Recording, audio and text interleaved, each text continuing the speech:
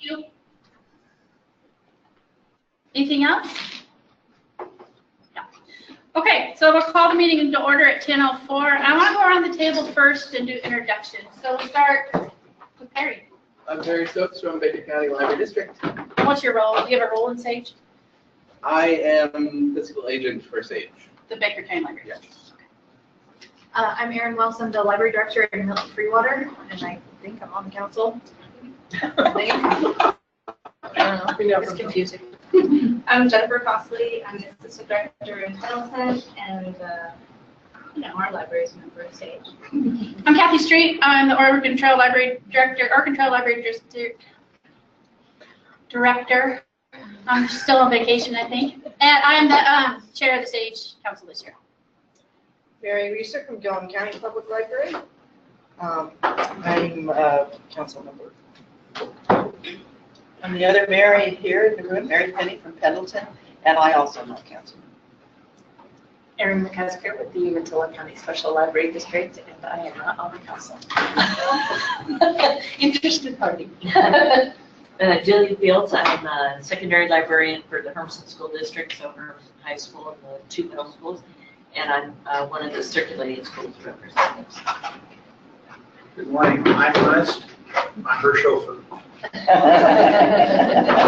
Yeah, I'm Catherine. I'm here from Pendleton Public Library. I'm a cataloger, had today off and wanted to attend the meeting, see what's happening.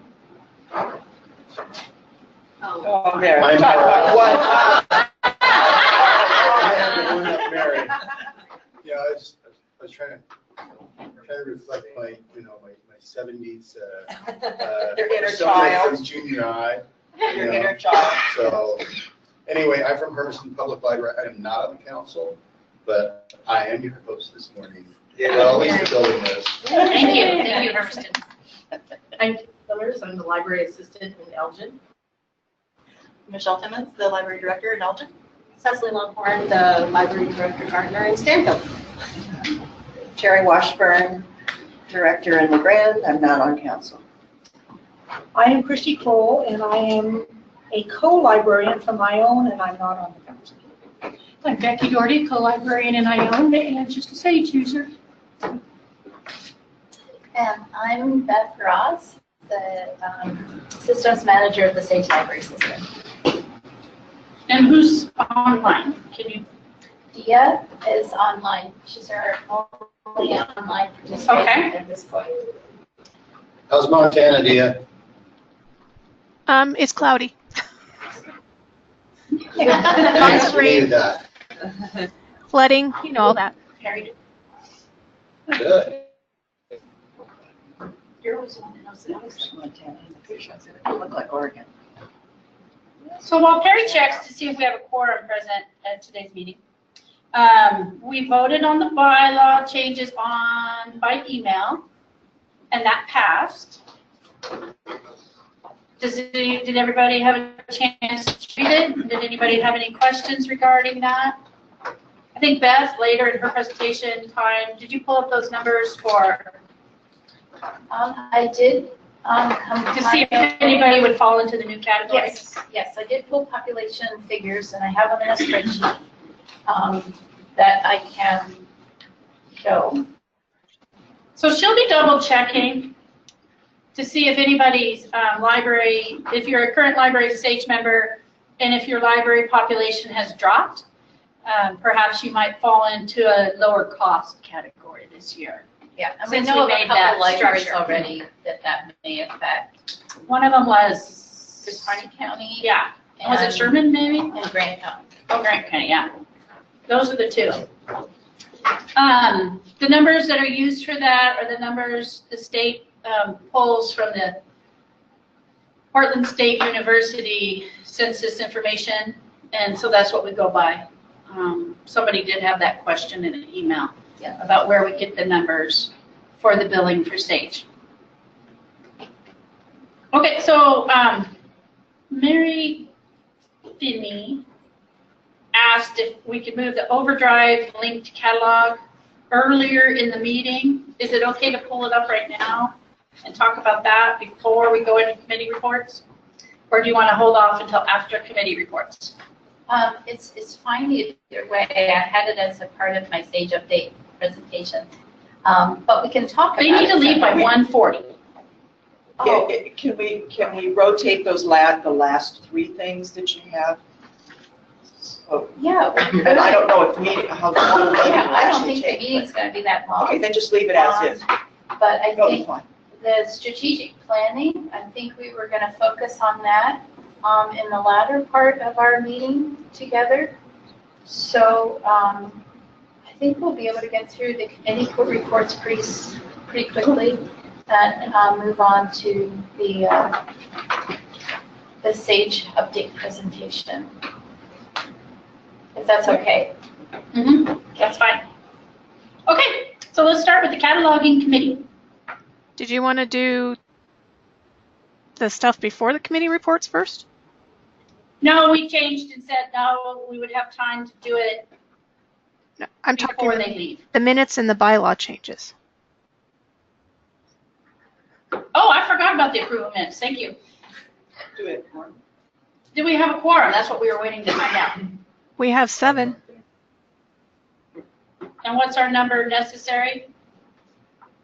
Quorum is 7. 8? Oh, quorum is 7. Yay. Okay, I'll entertain a motion for approval of the minutes of March 20th meeting. To approve. Second. Penny. Any discussion? All in favor?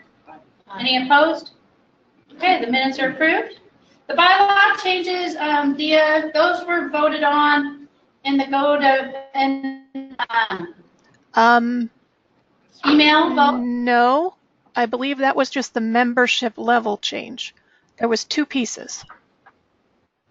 Okay, so we need to vote for the bylaw changes. Yes, we do. Because that had to be done at a meeting.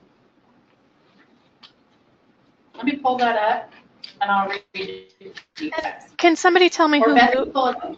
who moved on the minutes? Sorry. Aaron Wells, Thank you. Mary Finney second. Got that. So if you make a motion today in a second, can you say your name after it? Or before? That way Dia can hear us.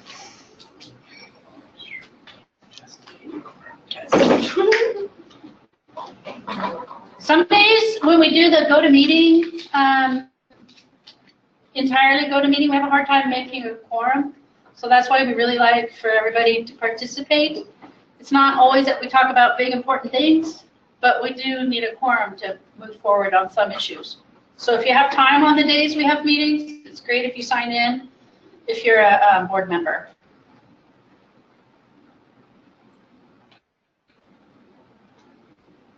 Are you pulling up the SAGE page so we can see the bylaws? Try. I'm having difficulty mirroring my display on the projector.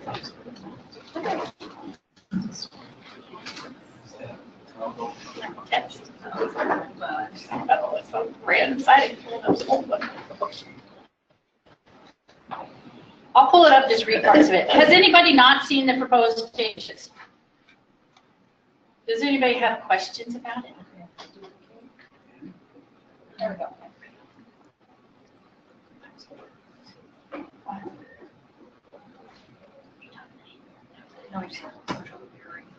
I do too. I never can figure it out.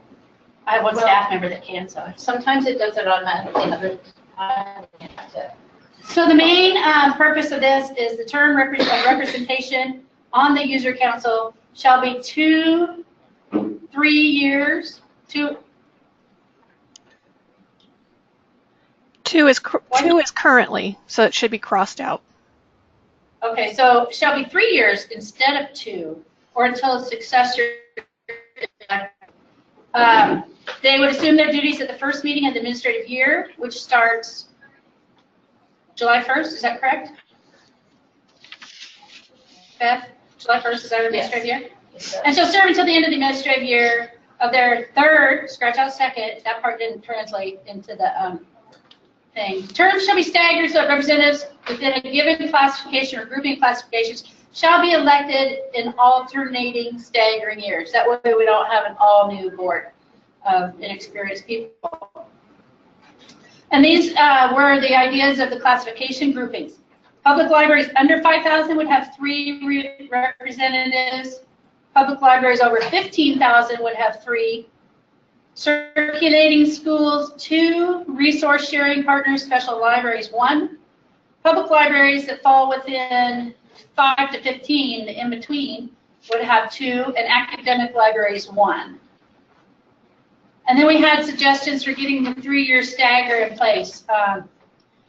There's currently 2 positions ending in 2019 for public libraries under 5,000, Cecily Longhorn and Dee Hull.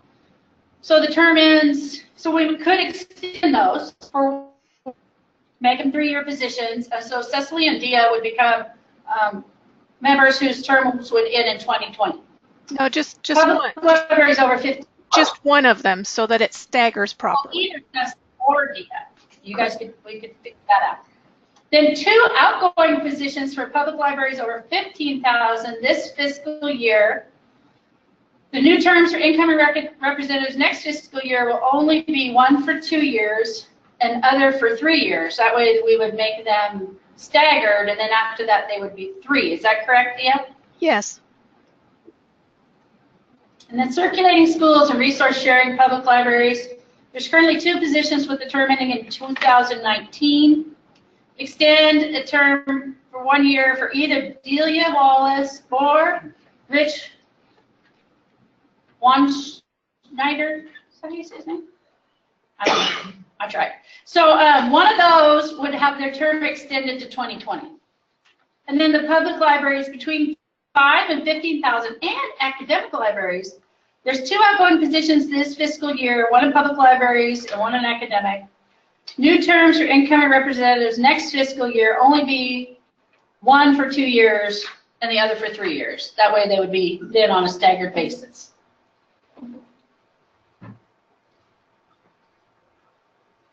Does anybody have any questions to clarify those? We have no position for the new classification. We do not. We, at the last council meeting, we talked about just hope, that there wasn't a need to establish a council position at that point. It was just more fiscal. Maybe 3 members. We want to group them in either or does it matter? We're only going to have 2 potentially. Well, they'd fall into one of the categories, wouldn't they? They'd either be under 5 or over 5. They'd be in this 5 to 15. Right. So they would have the ability to serve in that grouping, and then we could, in the future, decide whether there's enough members in that group to establish a separate council position. Because when we first started talking about it, we thought maybe there might only be 1 library in that group. Right. But then we realized when we heard from the other 2 that their populations perhaps have dropped. Yes. And the Wallowa County District didn't pass Correct. this year.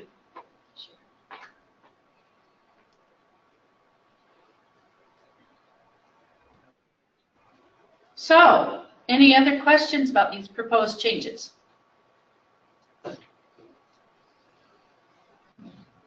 So the process to change a bylaw would be printing out the bylaws. It's majority vote. Here at a meeting in person. Yeah. So we'll entertain a motion. I motion to approve the bylaws as presented. Oh, and I'm Erin Wells. I'll second that, Cecily Longhorn. It was seconded by Cecily. You didn't hear that, Dia? Thank you. Any discussion? All in favor of the proposed bylaw change? Amendment? Any opposed? Okay, the bylaw amendment changes are passed. How many words can I say? Like I said, I was on vacation all week and I got home last night at 1 o'clock. So, yeah, this morning, 1 o'clock. It was a long day. Okay, so that part has been done. Now we can go on to the committee reports. cataloging committee. This is Dia, and the cataloging committee didn't meet in April, but the mentors have met 3 times since the last council meeting. And some of the items that they've been discussing include cataloging book with CD or read-along type materials. And we're hoping to do some training on this soon for all the catalogers. We've just about got that kind of nailed down. We're also talking about series consistency issues, discussion about new bibs and some other related issues that have come up with that. Some searching issues that we've had in Evergreen. Also, we have been talking about some marked cheat sheets, and we have some new resources that have just been posted on the website with those. We've also been talking about 999s and if there's needs for additional of those filters and a process for that. And we've just updated that resource as well. And our next meeting will be the 7th of June. The cataloging committee's next meeting will be next Monday, the 4th of June. And just a note, some people have been a little concerned that some of our issues have taken a while to kind of pound out. But we have been working on a number of things for some time, and we're aware of that. But we want to make sure we get things ironed out as much as possible before we set out any procedures. But some of, shouldn't say some of us, all of the mentors are really very busy with their work at their libraries. And so it's hard to find it's hard to find a lot of time to focus on works of various things as mentors. So just as a reminder, the mentors are all volunteers. So when you say it's taken a while to put out the procedures, how long a process has this been? Well, like with the cataloging with book and CD, it's been probably about 4 or 5 months so far. The series has been about that long as well, maybe 3 or 4 months that we've worked on that so far. And what is the progress on training new Cat 1 people that applied? We have not come back to a discussion on those yet. We've been working on training for Cat 2 level things with the GoToMeeting process at this point, just to try to get everyone as fully trained as possible in that area. So Dia, this is Erin Wells. Mm-hmm. For the people that have applied, for Cat 1, when will they be able to start training? I can't answer that for sure. Dia, I was going to bring this up at the mentor meeting. We're trying to establish some kind of plan. Well, when was the last mentor meeting? No, I'm talking about the Oh, but one since in the last 2 months? Yes, we have, and we've discussed it, but didn't have a plan worked out as far as a timeline. Because I was hoping to hear today at this meeting a plan with a timeline of perhaps 2 of the 4 applicants. Is that the correct amount? 4? Yes. That 2 of them, what date they would be starting, and then perhaps project out 6 months and say the next 2 would be starting. Because, am I correct? Didn't we put out the application last summer? I think it's been almost a year. And now no progress. I think out of respect for the people that applied, we need to give them a date that they'll start their training. Whether that date is, we need to give them something. Because we had them apply with the expectation that they would train at some point.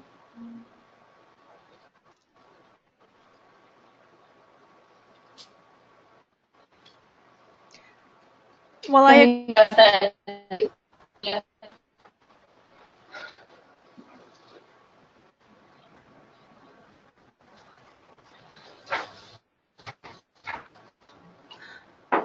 While I agree with that, with all of those things that are stated, part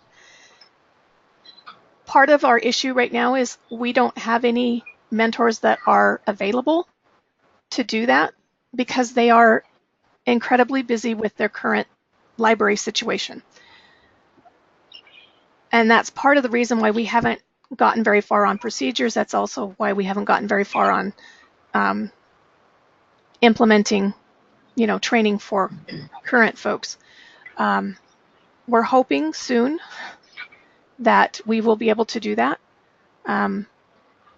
So it seems like we've created a situation where we expect to be able to do this using an entirely volunteer group of people. It isn't sustainable. Is John, our new, that he's not new anymore, is he able to do any of this part of this job that we have, this need? Yeah, he's got the knowledge and the background to train somebody in cataloging.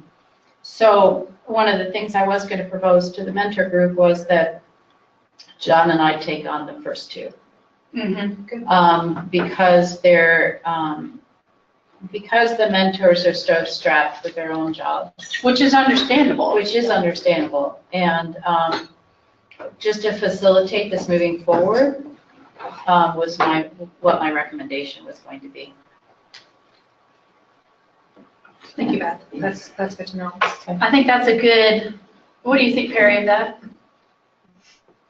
Yeah, this is a critical need. We can't be dependent on volunteers. Yeah. And it's asking too much. And one of the things I'm going to be talking about in the strategic planning later is looking at staffing and some ways that we can reconfigure staffing potentially in the future. So that'll be a later discussion for this afternoon, but it may facilitate some of these issues with an idea that I have. So by the next SAGE meeting, you'll have an update? Yes. Okay. Yeah. Okay. In August. In August. Great. Did anybody else have anything about? At one point in time, we were talking about the mentors are doing some cleanup in the catalog. Is that part of what their backup is? Is that the time that's being spent? Is that and if that is the case, that possibly with our upper level catalogers, that they might be asked to take on part of that as part of their training, so that would relieve the mentors of having to do all of the system cleanup, but then the applicants would be able to be getting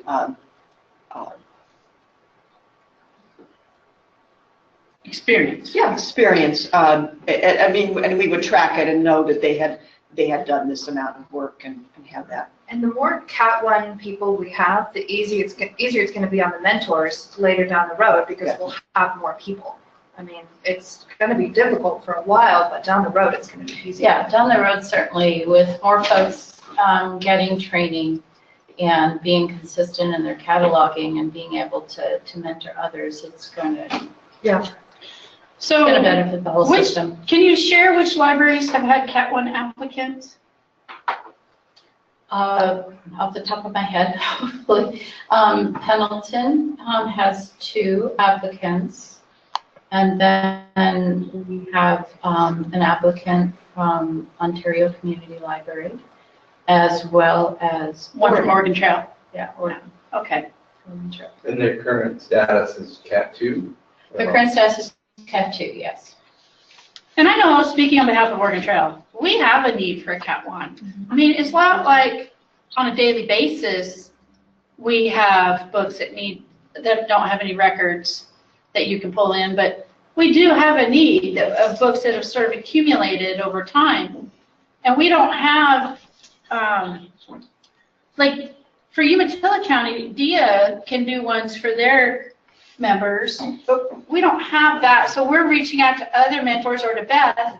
So for us, I feel it's an important need. We didn't apply just so this person can have more experience. We applied because it is a need.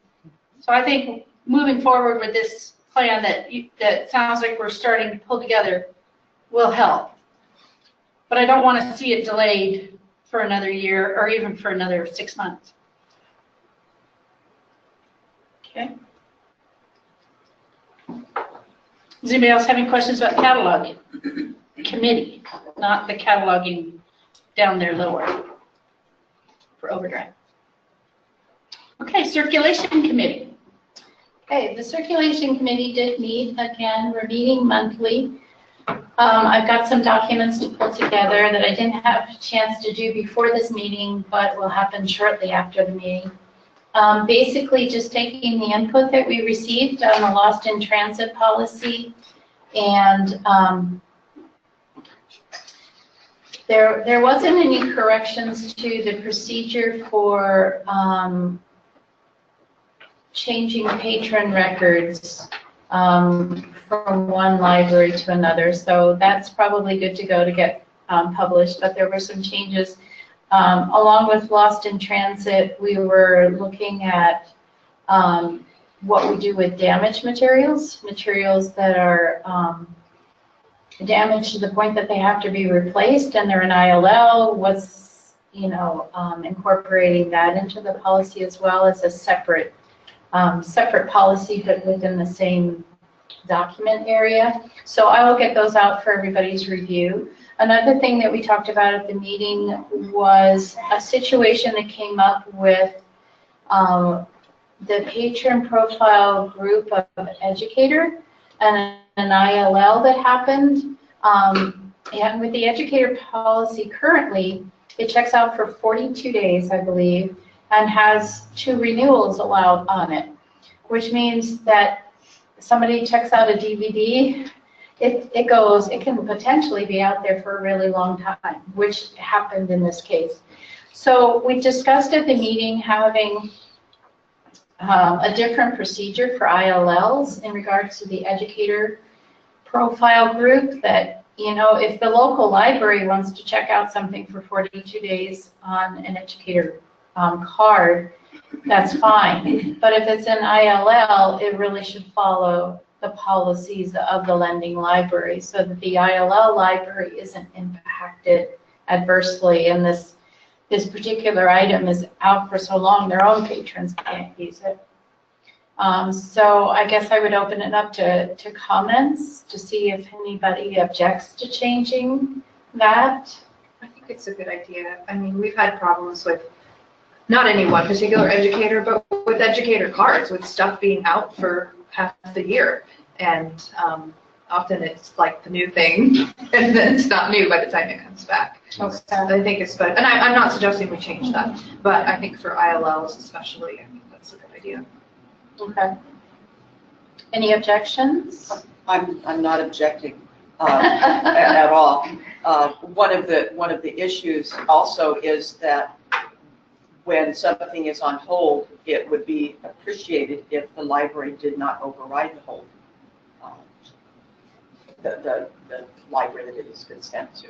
And so that has also been the case, not just with educator cards, but when it is an educator card, it becomes even more. Yeah, more egregious, Yeah. Yeah, and that is a policy. I mean, if there is a hold on an item, it shouldn't be overridden for that item to be out longer. It should go back to the owning library. So, Could I chime in on that, just one thing? yeah, Because in catalog, Mary and I were looking at these things sometimes. There was a thought, Mary, and you can remind me if I'm wrong, that when they get that item at the other end, they don't know it's on hold right away without looking at a certain extra place. So it was kind of like, maybe it's not always their fault that they're extending it, but Maura had thought that what we call the gray window doesn't pop up and renewals- say it's on hold. renewals should automatically It come should. with a message Yeah. that says cannot be renewed due to a hold. And then it does have an override button. That override button should not be pushed. How much is this happening? Do we have any sense? Sorry, what? Mary? How much is this happening?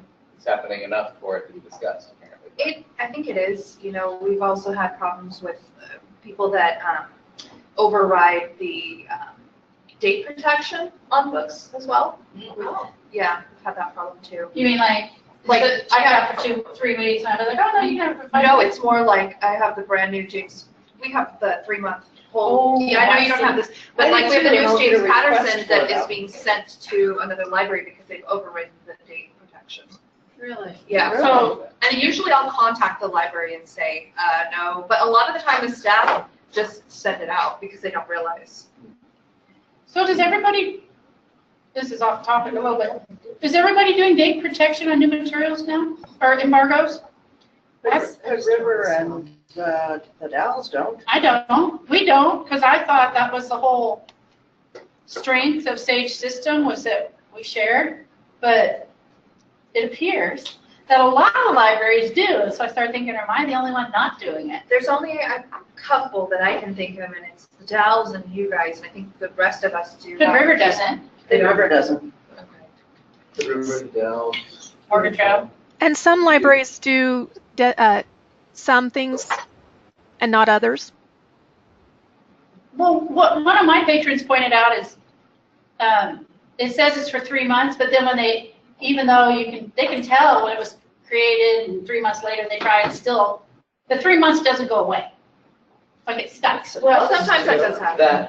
That display still It's stays just there, saying but it it, is but it's not deactivated. Yeah. The But they display, said when they try to hold it, it doesn't work. well, it's also based on active date, and the active date and the create date are not Oh, always the okay. same. And it should be displaying active date in the catalog now, Okay, but that might that be is a something we need major to investment we complain. get almost every day. We ran into that too, but then once Beth explained to us the. So they automatically roll out? They do, but Unless it is the the active library date. has not holdable marked. What's that? Some libraries like Arlington and marks them as not holdable, Ever. ever. Oh, So then you have really? to It call seems- Arlington Library and say, hey, can I get this? It really seems like it's against, I don't know, it's frustrating. Well,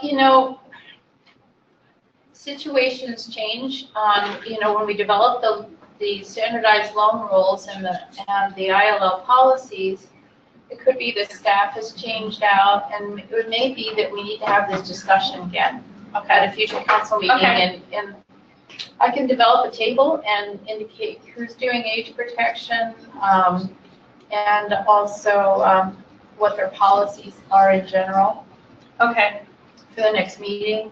let's And then do we can that. have a discussion.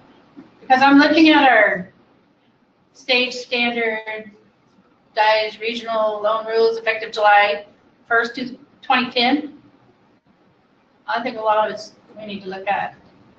Because we have people under the age of 18 at our library that can get a library card. It says here that we can't. Really? Yeah. Okay, yeah, we should look at those. I mean, we can have cards as young as 0. Yeah, So but we have kids the at parents 16 technically who just have parents. responsible. Kids aren't legally responsible until they're 18, so, I mean, So this is something we need to address at a later time. It's too big to talk about Parent today. signature. no, you need to keep it. Once they're over 16, we don't start. Our board changed that. You're responsible. I mean, our board, governing board changed that policy for us. So I think we need to put that as a further agenda item. Okay. And we do allow libraries to have some individual, obviously autonomy over their own collection. We were just trying to come up with some consensus policies, so that the patron was getting essentially the same behavior in all of the libraries for the basic things. So was there anything else from the circulation committee? No, that's it. And did we need to make a motion or anything for that educator's card link? I don't believe we do, because I think the educator policy was outside of the standardized loan rules. Okay. I think just having the approval of the council to adopt a different ILL strategy for those cards is a good thing moving forward. I just wanted to make sure that I wasn't stepping outside of what the general consensus wanted to implement. And then, this is a question I have. Several of my patrons have said that Because it says in the SAGE policy, card holders must present their card or acceptable ID. Do all libraries follow that, or do they must have their card? We'll take ID. We take ID. We take ID, Mary. I said- Conan's, nobody has ID ever. We have a form also they can fill out if they don't Yeah. have either. I was gonna say, because when I was there, I didn't have my card, I had to fill out a form. So, because the former librarian spoiled the Gillum County. That was before me. Before I started, there were no library cards. Mark, what about in Hermiston?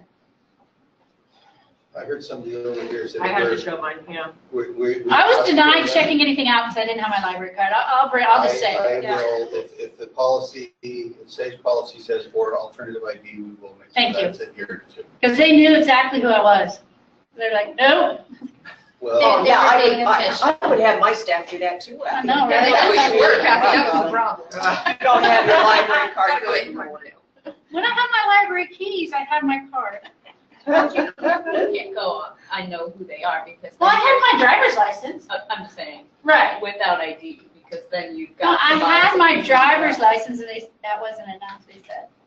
But, so I was just curious if that was something we needed to look at too. So we do a driver's license for library card, Okay, and that's acceptable. Okay. so put that down, I'll put that down for a future agenda, item, Yeah. next meeting. We're gonna look at the standardized loan roll policies, or standard policy again.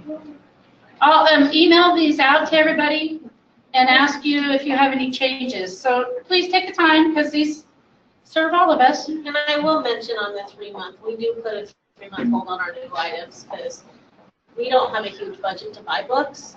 So in order for us to have anything on our new shelf, we have to do that. Great. And I've heard from the Dalles before that, you know, it seems like everything that they bring in, we've all put holds on it and it's going right out the door. So that's one of the reasons we've kept it.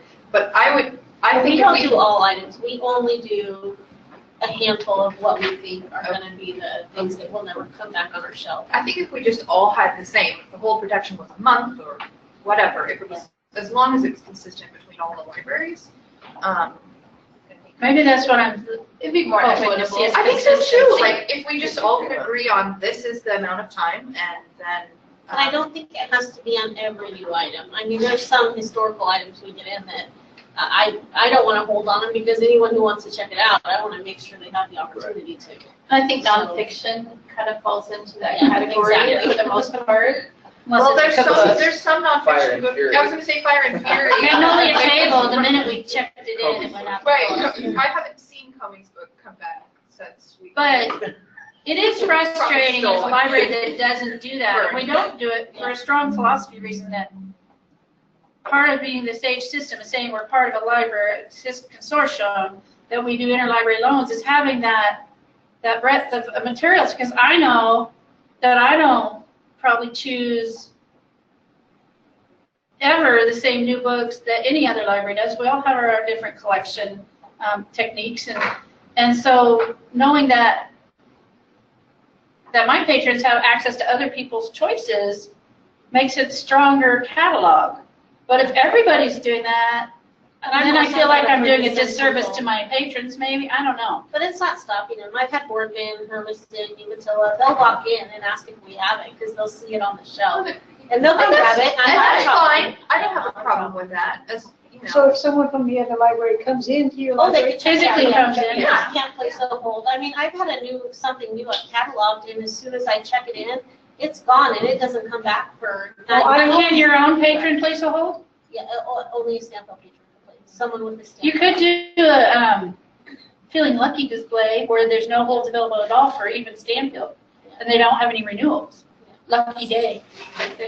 I felt like my own was in the same, what you're saying. Yeah. We have a small budget, you know, so we do protect the books for a few Well, I know months. being a patron in Arlington, I experienced it firsthand where they were really complaining about a book. Oh, this new book, we just can't keep it on the shelf. It goes out, goes out, goes out, so we're going to not let anybody hold any of our books. Then that seemed to me, as from working at another library, I was like, wait a minute, then you're not really being part of SAGE. Right. If you're never letting any of your new books go out, but all your patrons can bring in new books from all the other libraries, That's just taking advantage, in my opinion. Right. So that's why if things were consistent, we Yeah. kept whatever it was. I guess that's went true. with it, That then would it's really equitable. help us as our, develop our collection as well. I'd rather have our patrons make a purchase request.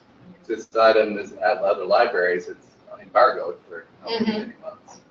I would recommend. I do go through the top holds list when I place an order every month and pick 4 items off that, the top holds, and entire collection, if we don't already have them. So I would really love to see the Dalles and Hood River actually implement it, because that would help us provide our own users with what they want, and I think maybe it would even help with career counts. So you're saying everybody should embargo? I think everybody I think so should. too. We could- I think it should be a shorter Maybe we could do it embargo. as a, I feel like there are, correct me if I'm wrong, I feel like there are some libraries that it is like 6 months. there are. And that's Short just, months. right, it's just too, Yes, there that's, 6 months is too long, but if we came up with a shorter embargo, 3 months is reasonable. But then we can look at statistics from it and say, hey, that did work for that. Well, I prefer not to make it every new item we add. I mean, I Yeah.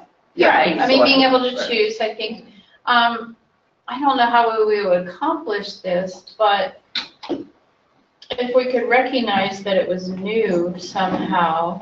Well, we have the new high demand status. We do, I guess what I was leading into. You mean a template? Was the idea of limiting renewals, not allowing 2 renewals. For a new item? For a new I item. kind of agree. It's really, it feels crummy sometimes. I have the newest, whatever, Fire and Fury, right? And you can have it, you know, For 9 weeks. for 9 weeks, and then the other people can't get it.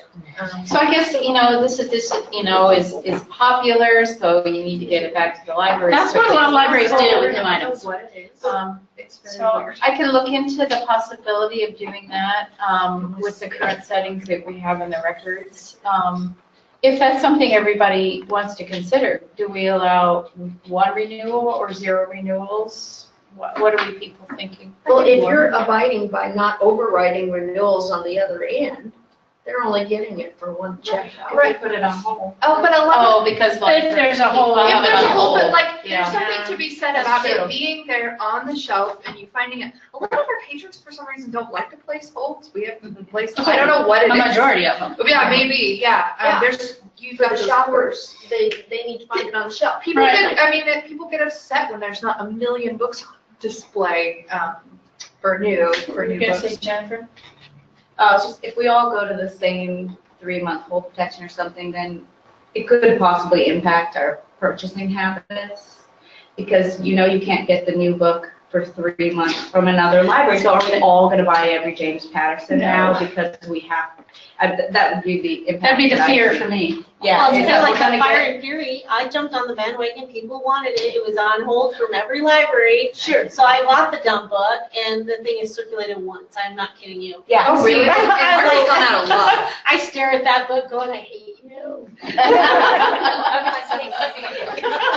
All of our collections start to look like the bestsellers list, Yeah. because whereas some people might That's not the ordinarily truth, buy the whole bestsellers list because they know we can get it from other libraries and they're Right. smaller And I libraries. do, that's what I look up when I order, is how many copies is. Okay, how many see, units I guess we're the opposite. There's 9 I buy the copies and one's bestsellers. checked out, I'm I don't buy not. James Patterson. If there's 3 copies or 4 copies and they're all checked out, I'm probably. If I bought every James Patterson, those top 3 every month, We buy them every I wouldn't have money to spend on anything else. Yeah. That's what I'm saying. It's like, it could have that impact if you're saying to you, because they'll check them out. They'll check out your James Yeah. Patterson. If you can't get it for 3 months, no matter what, then you would buy it, right? Right.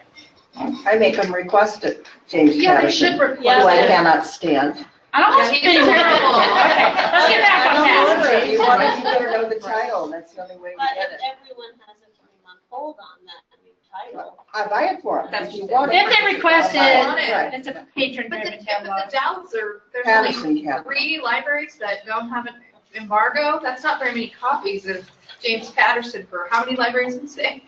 Like, Yeah, I think a lot of us are buying them anyway. Maybe that's why the Dalles is always requesting more bags. They are hitting this whole cycle. We might make life a lot easier. So You guys need to be joining our circulation committee meetings. But I think there's something to be said for meeting in person, because we don't have these discussions when we do a go-to-meeting. Right. These things don't ever come up. Wish the Dalles would attend our safety meetings. Oh, wait, let's all say that. Thank you. Let's call Jeff on the phone. You came last year? He hasn't been to anything this year, statewide. Any other circulation committee information? Okay, budget committee. Or what time is it? Are we ready for a bathroom break yet? Yes. 10 more minutes, we'll do it at 11. Okay. But know that the bathroom's out in the hallway, and you're free to come and go as you need. There's no soap in the women's restroom. Yeah. Well, I didn't anticipate that and bring any, I'm So want sorry. me to go ahead and fix Why it? would you need to have? Because I was the one setting up the meeting. This isn't your library. Okay. The knitters were here last night. Budget committee. Yeah, if you know where the soap is, you would go get some. Is there a budget committee?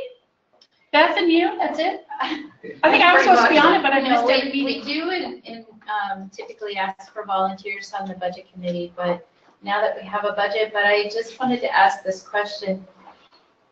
Excuse me, was the budget formally adopted? Dia, do you know? Perry sent out a email, so ask that question to Perry, I guess. He sent out a survey in April. I did. Well, good job, Barry. I voted for it. I didn't remember that. I thought you said it was approved. I keep getting confused of the Leo ones and the. I think it closed just about the 20th or something, whatever that Monday was. So Perry can give us an update, but chances are the budget has been approved and we can move forward. Well, we have a budget. It sounds so official. This isn't reported, is it? The budget was approved. Yay. There we go. I just wanted to kind of clarify that for going forward in case there was any question later on. Will there be a big difference in the budget if those two libraries drop down? When, if, not if, but probably. There will be a difference in income. Yeah. So I think it was 4,000 or so per library. So that's Yeah. 8,000 that the other libraries will have to absorb. Unless we can make some, so I have to look at cost figures and see if we can make some adjustments in our cost figures. So basically what you do is just take the total and spread it out and just send the bill. In the past, no, we have not, because at the same time that we approved the budget, we approved a 3% increase in membership fees. So my feeling is I'm gonna have to go back and look at the budget and see if there's some cost areas that I can decrease to make sure that So we we might still need to come make in. a change to the budget. Yeah. Okay. Career committee. Career committee met. Our major discussion was over the quantity of bags out in the system, as well as loose things appearing in folks' crates.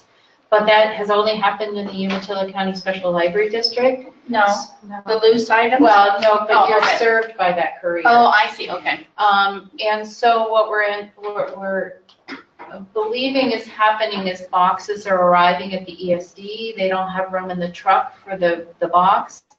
The box is being emptied into the individual crates, and those items are loose in the box. The courier told me he thinks that the boxes are arriving in, say, mixed locations. Yep. So they have to dump them out. Do we know who's, It's, I have an idea. I'll be honest, I think they're coming from the Dalles. That's what I thought Okay, too, because that's what we we looked at the Yeah. items and it looked like they were all from the Dows. Dallas Hood River and Sherman. So was the last another time. email needs to go out saying, do not use mixed boxes and don't use boxes if at all possible. And if you're going to use a box, put the items in a bag inside the box. Can I make a point? I mean, we can send an email out that's kind of like saying, hey, everybody, please follow our rules. Sometimes you know what it is. You need to be. We need to be specific. Yeah. I had to call the Dows before about a career thing, and it took a couple of calls, but you just have to be direct with what's going on, because who's reading those emails? So Maybe do not we- be the person that's. Are you suggesting that the receiving branch, like I received some at our library, so I pick up the phone and call the Dows, or do we think it would be better if coming from Beth No, Beth From has Beth. to probably coordinate. I think something also that would be useful, and I just thought of it, we have a cataloging contact spreadsheet. Maybe we need a ILL contact spreadsheet. That would be good. Because we need to know, I don't know at each end, I mean, if the library only has one staff member, it's pretty clear who the ILL person gets to be. But with bigger libraries, it's not so easy, knowing who that person to contact is. And I know sometimes there's folks that go on vacation, so somebody else covers for them. But at least if we have the main contact, we'll have a place to start. That's good. Is this not an equipment having the right number of bag issue too? Sometimes it is.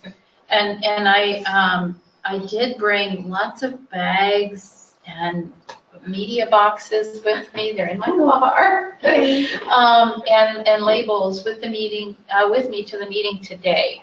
So we can distribute some today. But we're always glad to send some out, but sometimes the needs, you know, comes before they get Well, for right now, we all appreciate that they let us take everything that we want from there. So they have enough, they're getting enough of what they need to send it to us properly? Yeah. Okay. Okay, I'm not quite clear. What has the problem been? So, Well, So that I don't do it? I'm going to show you. you've got photo evidence. Oh, yeah. So what happens is when our courier totes come, items that we send out to other libraries in pouches come back loose. And it's because they send So them just back like to the- us. Just like this. In a box. The little slip up there, tell me where it's. Not in a pouch at all. Not in a And none. This is how they come off the courier truck like that. Okay.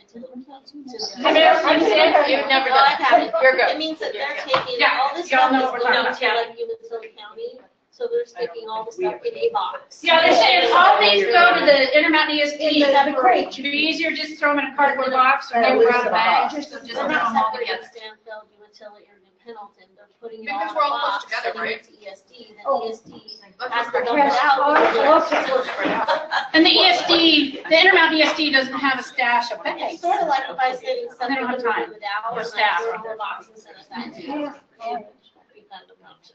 Well, one of the things And that I I know always that's wonder an about, issue, because I send it every few bags, and I turn one back stack. It seems like it's without, I haven't seen it. one of the things that I usually wonder about is when they send it back in a box, they're saving themselves bags. But we've sent them all out in bags. And so I don't understand where the There problem is with sometimes flow. a disparity in the number of things you send out versus come in.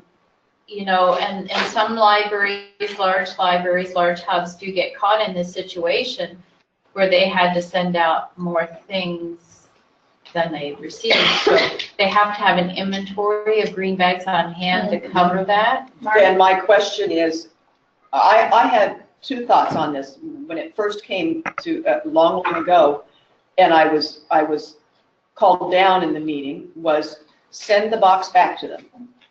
Yeah. Back on the courier, send it back to them and let them do the bags. Or if you don't have enough bags, Don't send the stuff. don't send the stuff out. Wait until Well, you I have would rather bags. the second one, out Yeah, of those I know. two. Yeah, I mean, I use. Mark, what were you gonna say? I have a question here. If we need to look at this from a higher level and see what's really happening, because I know, for instance, at my library, we borrow more books than we send out. Mhm. So I'm going to have to be sitting on bags all the time. We never seem to be short of bags. Really? From what I can tell, I'm never short of bags. But if we did a higher look at this to see what libraries are doing what, can we then identify who needs to be behaving differently so that the bags get back to some of these other places and things? The other thing I want, Because oh, sorry. I think we've got a lot happening. Yeah. But if we don't ever look at what actually is happening by the numbers and start, kind of maybe comparing that with complaints or where the problems are, I don't know that we'll be talking about this again. Yeah, and I think as the system grows, we see it happen more. Yes, Kim? We get a lot of LeGrand books, and I don't have enough bags to put all of LeGrand's in bags. They would use up all my bags. So I put them all in one box that goes to LeGrand. But we're right on the same hub, so it never goes out of the Yeah, you have a little So that career, works. that makes Okay a with difference. But Yeah. then I still run out of bags. And so do I sit on something for 2 weeks till I get enough bags to send it back? We have padded We put 'em envelopes in- that we use. Yeah, we do the padded, we've even gotten things in a brown grocery bag. It was folded over and it was labeled properly and everything. So are we not to do the manila envelope? Is that a We use no-no? yellow envelopes, we use padded envelopes. Yeah, as long as the envelope is padded. What we're saying that we don't want to see. Or has some packaging Well, material. and it goes to individual libraries. It's not everybody in this. We don't want to see one box leave Oregon Trail Library District to go to the ESD, which is what, number 74 or something, with a whole bunch of books in it, because we're like, all these go to ones that are down this list of that place, because they're just going to dump them out, because the courier's not going to go into that box.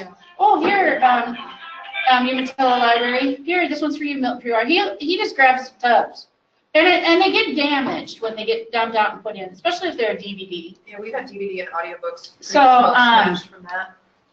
that's what we want, we need to stop. But the distribution of bags sounds like it Yeah. needs to be a model looked at to improve that. It's been a while back, but I did take the time to develop a spreadsheet that calculated the optimum number of bags that each library was to have an inventory at all times. It took a little while to do that, but I could go back and do that again Well, to calculate. my concern is that we have a mechanism in place to ensure that happens. Because we, once a year, we can all say we have the optimal number, but 2 months Yeah. later, nobody's going to get the same number again.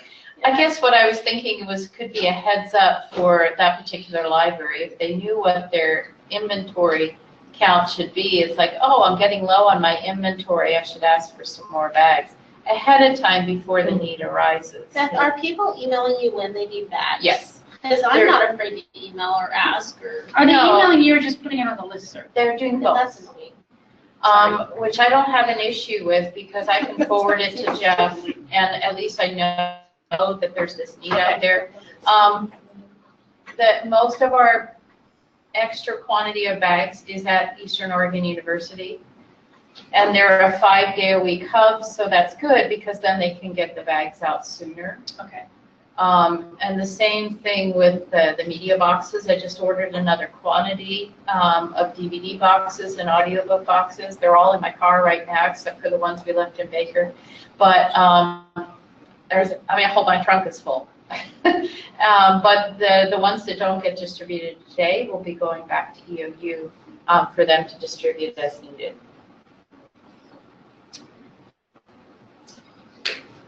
One question I have on the career committee.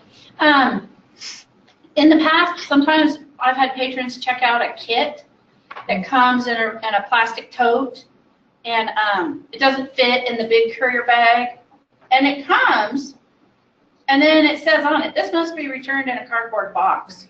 And it won't fit in my tote, my green or red bucket, so my courier won't take it.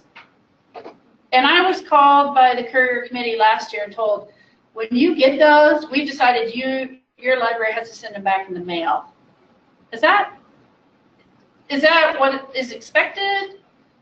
I think it's another policy we needed to talk about because it's an unusual case. How often are we needing to do this? Once a month at our Yeah, library. It's frustrating because one end of the courier is like, sure, we'll take whatever, and then our courier, oh, I won't take it. I take my book club kids out and I stick them in a green bag. I stick them in one, well, I actually bought Out them. of the crate and Yeah, put Out of your box. That's what I would, And I would what I appreciate do that. to mark it is do bright pink behind the label saying book club kit, so they know. Or Hermiston has those love purple Hermiston. I bags, tried those to are copy theirs, wonderful. but I ordered some and they're just like 3 books too small, so. I ordered some, they're 20 books too big. So we just need the right size, but those are Okay. nice to put your book club. So the kits large green bags aren't big enough No, for even it's taking like, out it of the needs to crate? go, like even a box the size of a ream of paper is not big enough, because we tried to shove it down in there and it wouldn't work. So then I'm taking it to the post office and, because I was told by, that gal that retired last year, Carrie. yeah, Carrie, you have to mail these. You cannot send them on the courier. The How courier big committee are has your book decided. club kits? This wasn't a book club kit, it was a little kid kit. Oh, And it was bigger than a ream of paper box. maybe make those not holdable. Yeah. They I was thinking came, it was a book somehow it club. got there through the courier, but then I was not allowed to send it back through the courier. And I don't want to spend postage money on that. That might be an I'm item cheap. that we don't want to send through the courier and we want to make. Ours it are not holdable. I was thinking it was a book club fit is what I. Well, I have a book club fit right now from Hood River, same thing. But I'll just drop it off in person. But anyway, can the courier committee address that again? Let's take a 10-minute break. So if everybody could come back at 11:15, please. Oh, good try. Jennifer, that's not how you work. She's calling me for attention. Hello, it's Kathy. Oh, that's me. They still have, even if they left their notes down.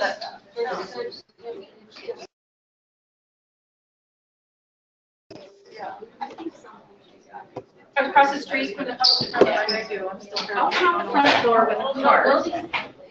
Okay. Okay. Thanks. Yeah. Beth, should I pay for lunch and then? When they said no boxes, I was like, How's it work? I didn't have to use all my green bags. You know, Oregon Trail will pay for it. You're the gonna nobody else Yeah. gets anything, and I used all my. Otherwise, I can write personal. No, I got Oregon Trail. Yeah, well, you know, that's what I've done every once in a while. I was like, this is the right.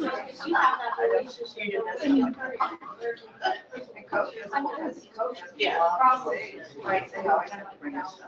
Yeah. Code comes to our library. So it's like,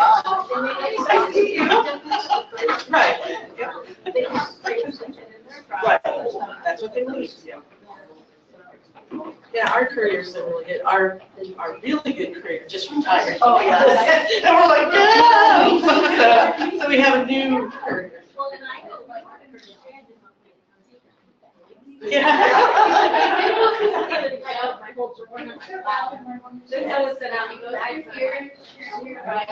No, I know, I'm like, why do you cancel something like that? We send out our address and everything back that we borrow. So we fill out so long. We always feel like those and have more than one copy. Yeah. And then when it gets too full, Librarians are like separate green bags. It's like every discussion with them. Bags.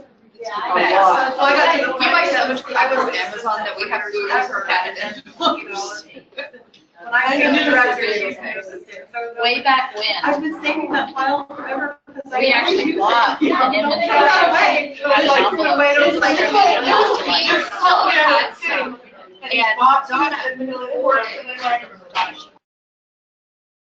sorry, and popcorn and everything that's over. cabinets and cabinets and cabinets full of them. And every time she'd go on vacation, I'd throw a little more away and a little more. The very looking ones, right? Yeah. No, I wonder for all those. Yeah. Now I know. I was sending it to anybody else because I thought they were cheap. Yeah. Well, we don't ever put anything. I don't put multiple things. Yes. But we just said big boxes. Your life. Okay. I don't see it. Yeah. Well, at least in this boxes too, so. Yeah, exactly.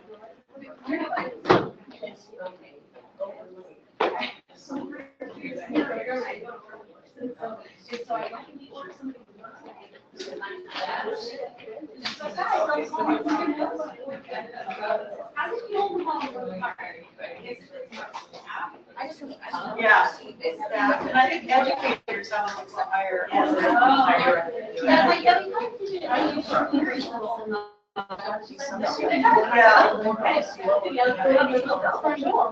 still am scanning it anyway. Let's see. Hey.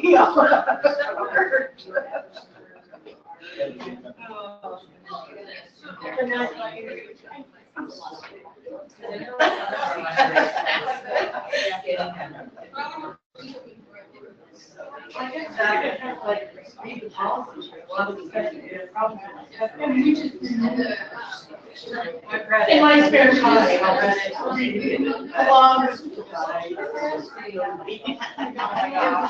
and the marketing statute. last Wednesday. We're gonna be notaries? That's a lot of information for that. Consider being notary. I don't think you have the city recorders. They do have city staff who are, but they're not open on Fridays. Have breakfast a little bit. I think lunch is here. Their office too. Yeah, and they're consulting, so I'm like, why do we not have this? Well, I mean, we get the people who do not have bank accounts, who do not have email accounts, so I just wanted to not have phones. You get all that out there. Yeah, you get all that. Absolutely, and then we were talking about, we would have to be on the day, yeah, I really want to push back.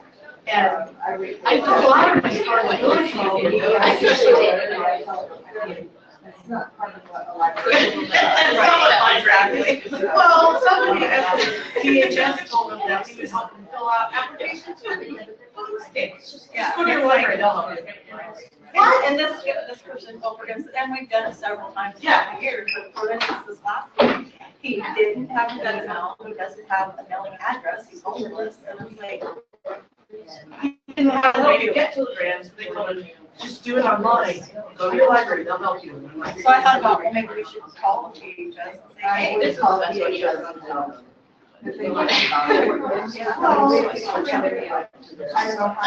Yeah, that's dedication. So let's do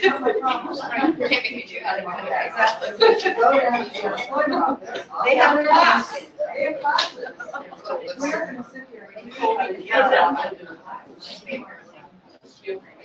Well, and then right now with the mill shutting down, stress mill shutting down, okay, you got a lot of people in doing applications online. And I don't know how to do. So I'm like trying to brush up with my resume skills, you know, and trying to help them.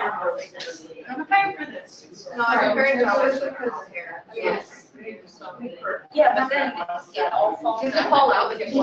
Yeah, so it all fell out, and I was like, oh, just finally stopped. So only one. Right. I heard like you're supposed to be. Yeah. And then you wonder if babysitters too, I guess, not it. Because some people don't know how to do that. I get that. He usually does that job. Do you Mine guys- is Like, do we have a dog? I've broken so many times.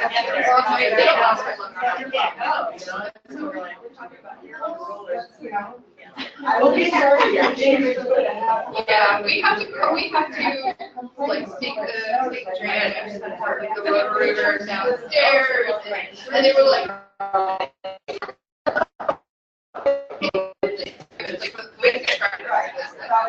We don't have to get that. I was like, maybe you care?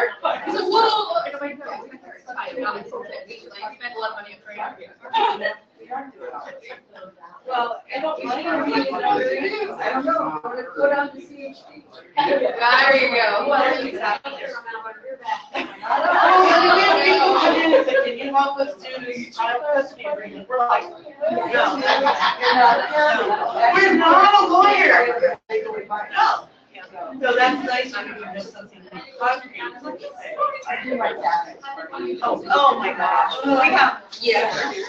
and it's the same, you know, there's no tax credit.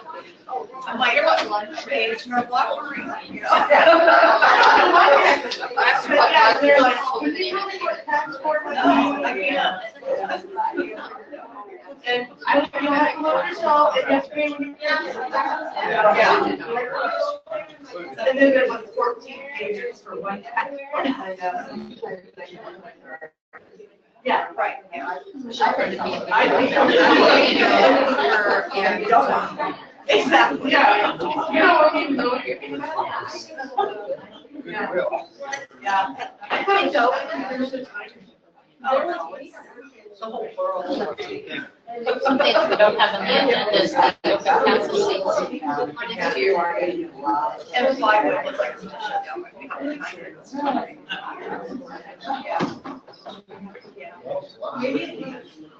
Yeah, they're nervous about the screen. It's really bad for Elton. Right. It's a county, it's mainly a county thing, but yeah. She actually just left it. Oh, okay, that'll work. Well, I don't see how they're gonna be able to stay in the county. So Kathy, I got a free audio at the Evergreen Conference, so added that to the drawing. That's a good idea.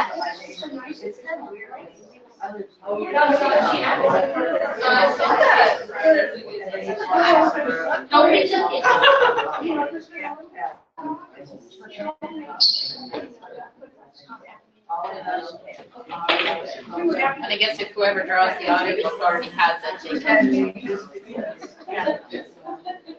Or somebody else.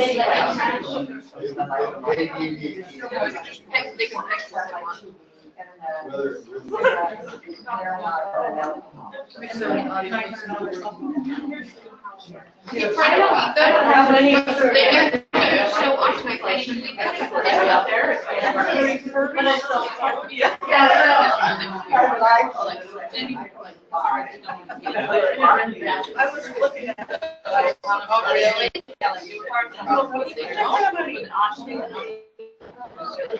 Wow. So how much money you spend on it? We don't spend very much. Scary? No.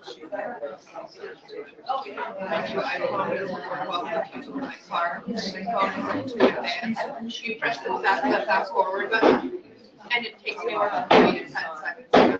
I called Apple earlier, no, it's pretty hard. But, yeah, like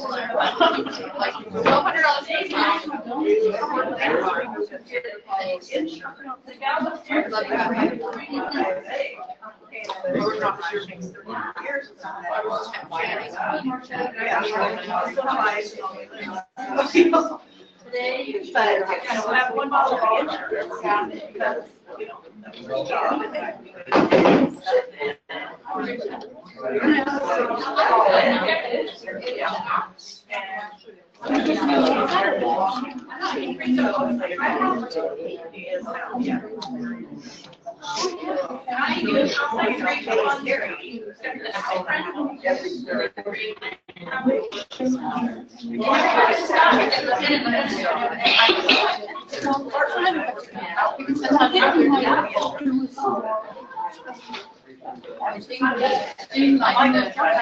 we used to have one last.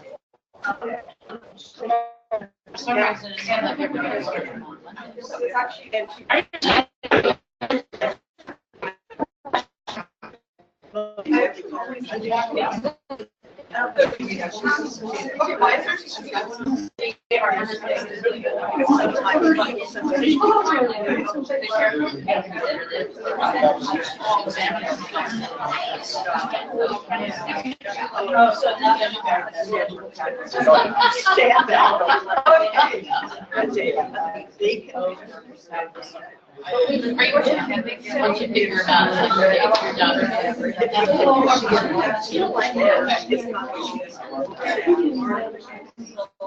once you figure it out, you're for a short time. Hulu. Year and a half. It's hard to make it.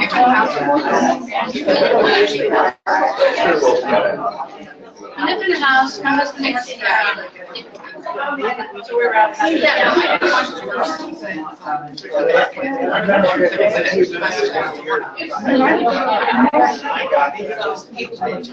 Okay, if I had, yeah, but yeah, that's how it is. Oh, yeah.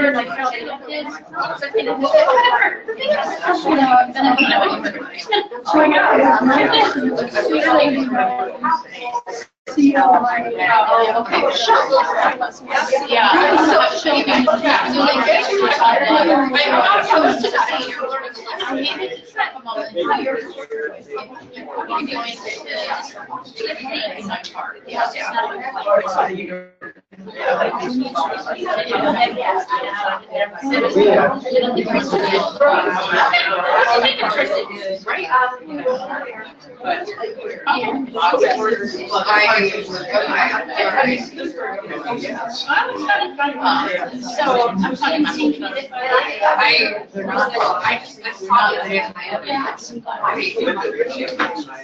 Well, that's the same. Which makes it literally. And now they're just expanded in our whole new world. I like it, but like, I just, it's so weird. Can't take up any. Too late for that.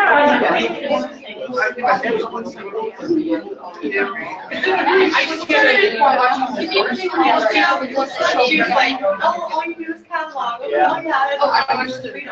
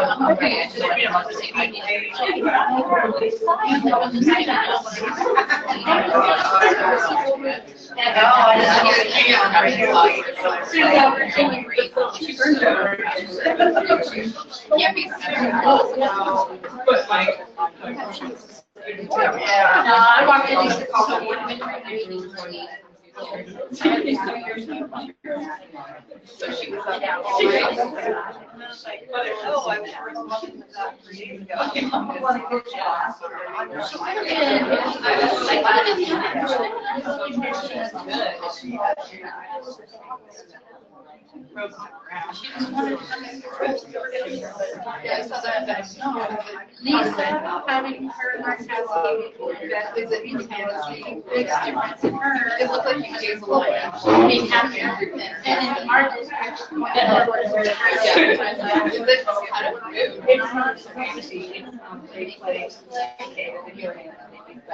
Oh, is that it? It's not a lot of money. I was just like, because I have been a Venmo. I was like, what is this? You can see everything he said and the comments that he said. I didn't get to figure out. God, that was just funny. Years, oh, like, it's like, it is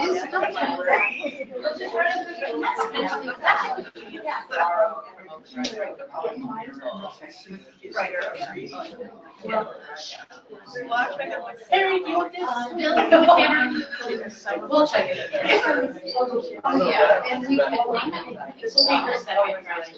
Yeah, the first time. Well, we were at the other meeting, and it was like, she's a fight day, and okay, let's get going. We'll be ready for lunch at noon.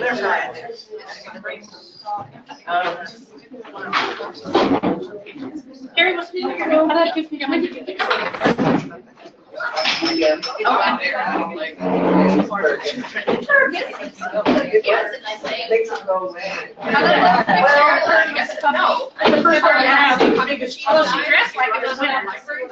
Do I always call it? It's like strawberries. Yeah, it's like, low 60s. Oh, it's hot in Dallas, 104. We tell it, they just keep their 100. We Yeah. want to know if that's one of the. Okay, Dia, we're gonna get back and going with the meeting. Perry has asked that we go back to the budget committee.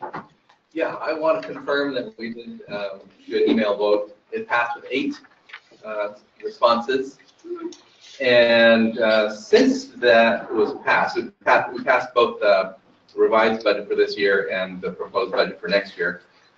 Since then, we have had some adjustments to make in a couple of lines I just want to mention to make them adequate to end the year. So technical services and supplies, we had talked about the order of a courier. We got a $4,000 order for bags, and travel are all being bumped up, and that money is coming out of the unappropriated ending fund balance, which is unspent from not having hired our IT assistant. So For the gap between one leaving and one being hired. So our unappropriated ending fund balance goes from 163,000 down to 156.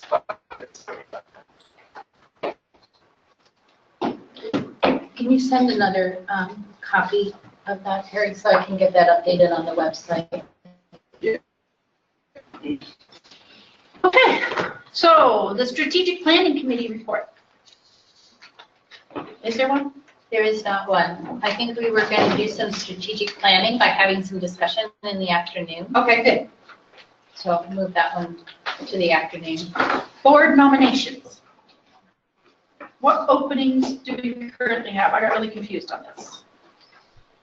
All right, I sent you an email. Kathy, do you remember? Probably not. Let me open it. Do you want me to tell you which terms are ending? Yeah, that'd be easy. Okay. Circulating Schools, Ann Zulke's term ends the end of this fiscal year. Public Libraries under 5,000, Deneen Rottenschrock's is also expiring. Yours is, Kathy Streets, is expiring 5 to 15,000. Public Libraries over 15,000. Rose Peacock and Jeff Wavernick, both expiring this fiscal year, and Academic Libraries also expiring this fiscal year. So that should be 6.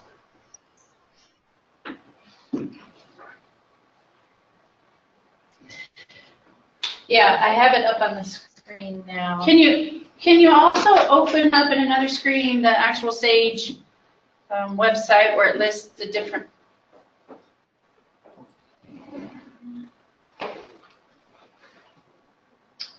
council seats?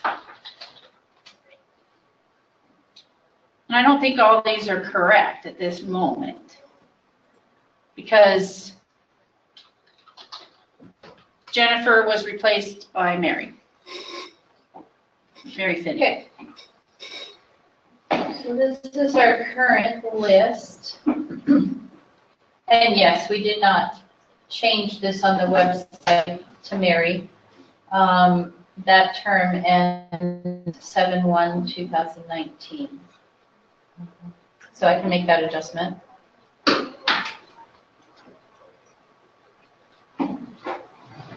So are these people that are going to replace those slots, are they going to be a 3-year appointment then from our bylaws change? Well, in the suggestions for the bylaws, it was suggested that either Cecily or Dia change to 2020, and that either, who were the other ones? Go down. Rich or, no, it wasn't Rich, it was somebody else. Let me find it.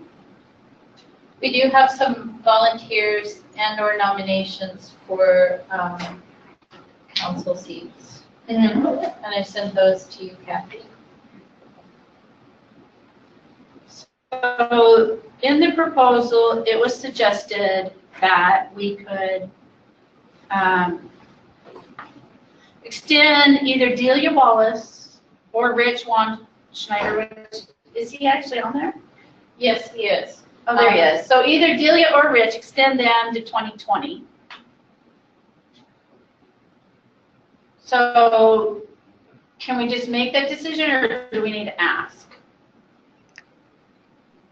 Delia, you're here today, right? Yeah. Yeah. Are That'd you be fine. willing? Yeah, Are you willing to that'd be do that? Go to 2020? Let's just switch her. Change her. And then just when you get a chance on the last name, and the email is for the school district is updated, so. What is your last So name? you can make some more changes. Is your last name spelled out? Fields. Oh, Fields. Oh. Has your email changed? Yeah, they changed the whole district to whatever, first name, last name, at hermistonsd.org. It's different than all other school districts in the state. So it's Delia.Fields. Fields. hermistonsd.org. So Cecily, so the other suggestion was either you or Dia extend to 2020. Dia, between you and Cecily, who wants to be extended? I could go either way. I could go either way. Paper, rock, scissors? I want to see that. That would be interesting over audio. I feel like Dia might be better because I still feel like I'm in the lost stage. But I did support changing it to 3 years because I feel like learning a little bit more would be Yeah. helpful. All right, Delia, what's the email again? Sorry. Delia.Fields Yeah. at hermistonsd.org. Okay. I was close. Okay. SDU.org. Yeah, there's no dot between Hermiston and SD.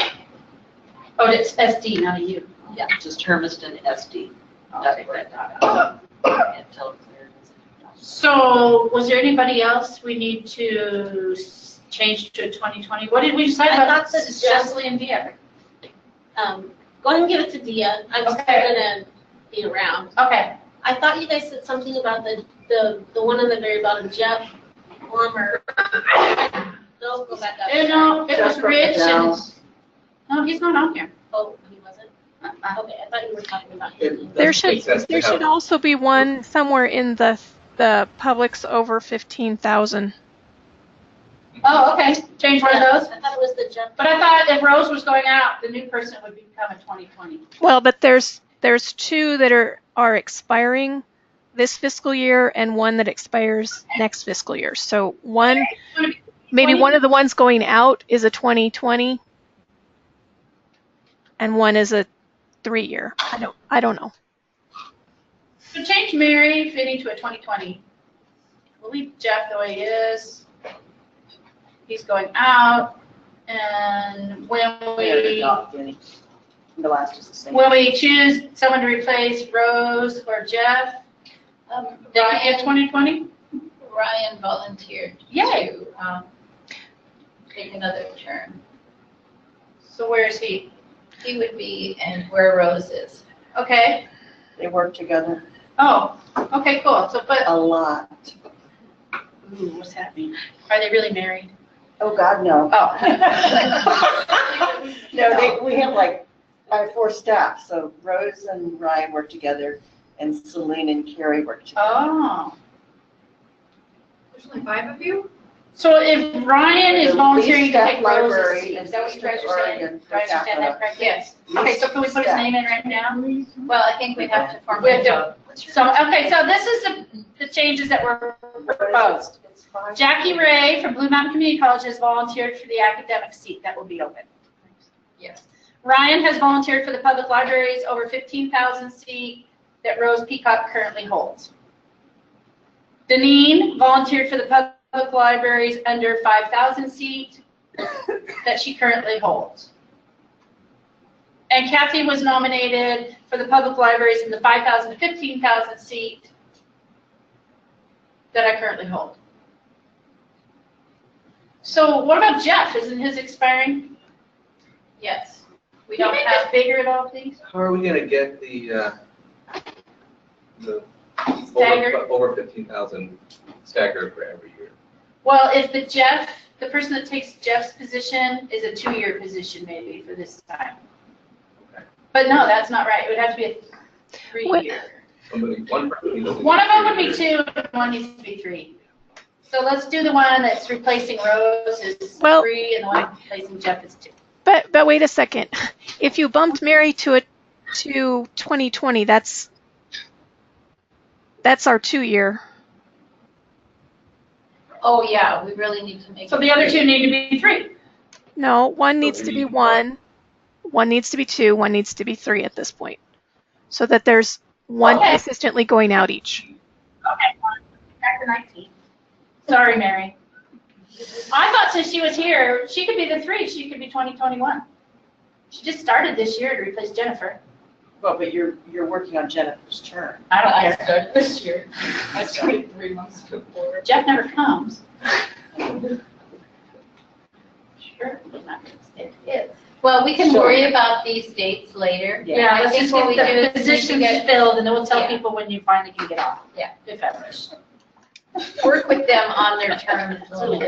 So tell me how many positions we have open in circulating schools? Just 1? 1. 1. And Anne did say that she would be willing to to continue do it. serving. Yeah, she said that in an email yesterday.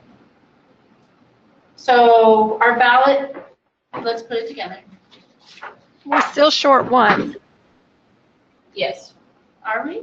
We don't have a second one for public libraries over 50. Well, no, I'm just looking at circulating schools now. Now let's go to public libraries. Under 5,000. Right.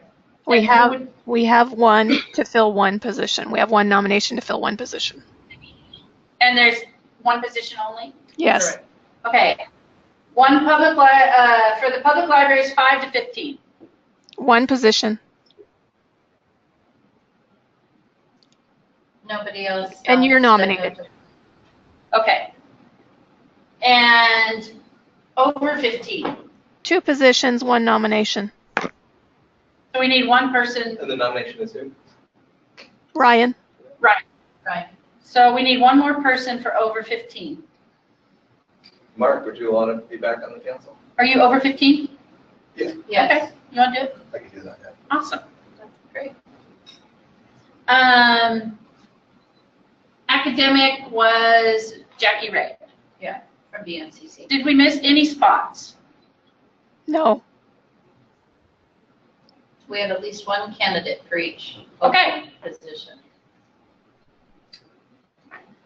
So is anybody else dying to volunteer today for one of these spots to run against the people that are nominated or volunteered? I would entertain a motion to accept the, how do you word that? The slate. So moved. Thank you, Mary Finney. So our nomination's closed then? Yep. We're not gonna take one? Nope. No more waste of time. Did you have somebody? No, I did not want to. Mary Finney moved. We already sent it out. Yeah. So Mary Finney moved. Is there a second? I'll send it. Cecily seconded. But not May 11th. Any discussion on the slate? All in favor? Any opposed? That's not me opposing. Good job, Mark. Not yet. Gotta keep it democratic. Okay, it passed. Thank you, Dia. Mm-hmm. Okay, now do we need to elect board members? Not board members, but board officers, council officers, correct? Is that time of year? So council chair and secretary or vice that what we chair? have? No, council chair and vice chair, and the responsibility of the vice chair has been doing minutes. Do I have that right? Yeah. There's no secretary. Is there anything in the bylaws that says that needs to be done after everyone comes on in July, or? You can look, I have it right here. I believe it does. I know last year there was a gap and it got sort of confusing. Well, that's because we didn't have a quorum at the July meeting. First regular user council meeting after July 1st. So you're right, yeah. And we need to do didn't- this at the next. But we didn't have a quorum at the last July meeting, so that was part of the problem. Yeah. So so we'll have a whole month of July with nobody.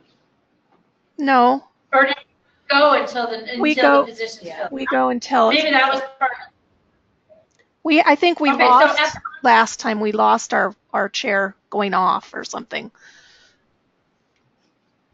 I don't know. right?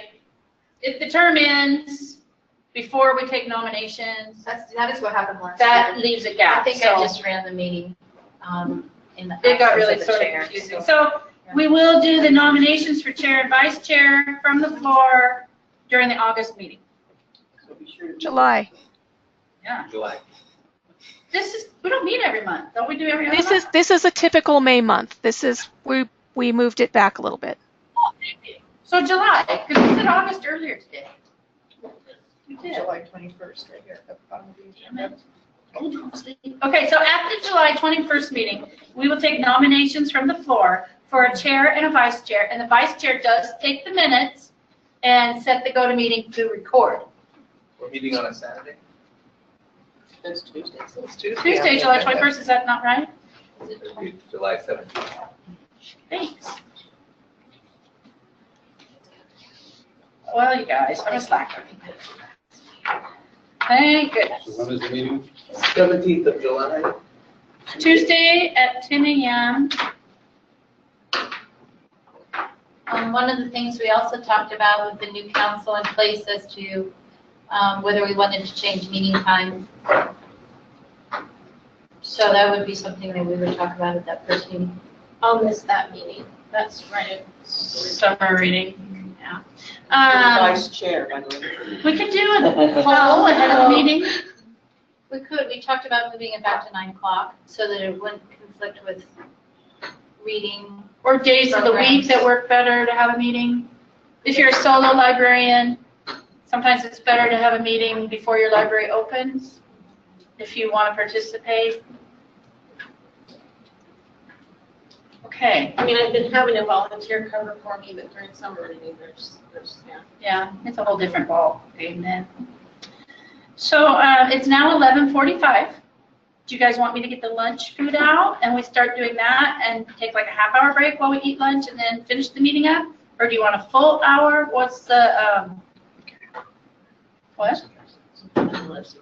What's the desire of the group? I don't want a full hour.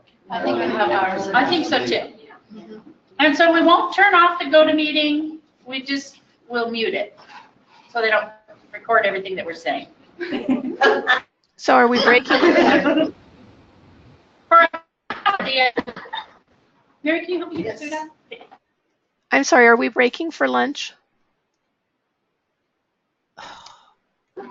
What are you having? Yeah, can you hear that okay? Yeah, we did decide to break for lunch for a half hour. Okay, then I'm going to pause the go-to meeting. If you want to keep All right. if you want to keep the volume up, I'm just going to unplug my headset and I'll leave, but I'll come back. Then I'll know when it's time to put it back on. The audiobook version of James Webb's Fields of Fire. As Tom Wolfe says, in his opinion, it's the finest of the Vietnam novels. Oh, good. Good book. In this bag is another bag that says libraries and chili. Pretty bags. And in this gift bag are a big pair of socks. Oh, I want those. First, you want to name some here? I'll wear them if I want them. You got one, yeah? Christy C. There Yay! Do you want the audiobook, the socks, or the bag? I think the audiobook. Awesome. It was good work. I just told her I never read it. Sorry. That's why you're going to draw the next one. Oh, yeah, like, Is that a cutout thing? So we gotta Ooh, somebody floated there. Smart. Do you want the socks or the tote bag? Tote bag, take the tote bag, take the tote bag, Mark. You suck.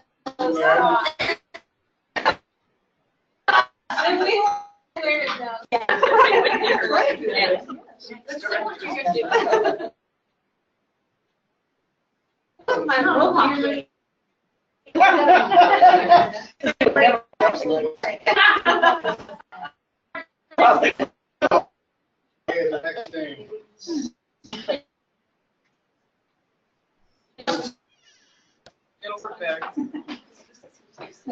Mary? Yay! So my daughter worked what we need. Oh, yeah. We're ready to school on Monday. No. You drink? Either that or I'll have to ask. Yeah. No. Oh, That's what library chill means. Mary. Okay, say that Don't think that's a again. hipster You know what portrait. Netflix and chill means? I don't want to have to Oh, explain to it. you watch Netflix, you have sex, and you chill out. Is that what you're saying? Pretty much. Oh, okay. And that's what that means. I want that at the airport. Now that she's having sex in the library. Right? I Okay, so we'll likely be sending those back. will. We'll make the EO. It was at a bookstore yesterday. Yeah. I wouldn't know. That's what's funny about it, is like a lot of people say it, like, you know, and they don't get it, and I'm over here. It has a book on it. It doesn't. Right? Yeah. Mary, take that home folder. Sixth grade teacher that had to copy that out of the I students. was a teen, you could do it too. I had a kid Your come mom check it out. picked this up. Grandma calls, I was going to ask you. It was in the front seat when I left. We can walk over in that section, but I'd already left. And I know we can't tell kids what not to check out, but I might encourage them not to.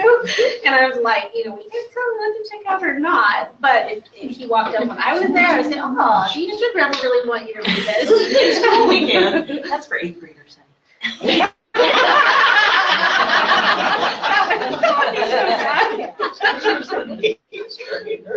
Okay, are you ready? Do you want to talk about Overdrive first? Yes, that's what I. So we're changing up the agenda a little. Yeah, Dia, did you want to start the recording again? It's already started. Rewind that. Nice. Got that librarian chill on there.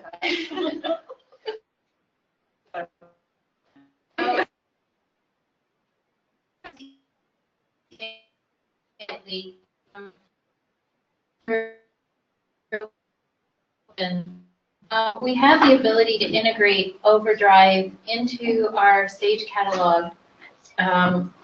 It started in 2.12, we're on 2.11, more enhancements made in 3.0.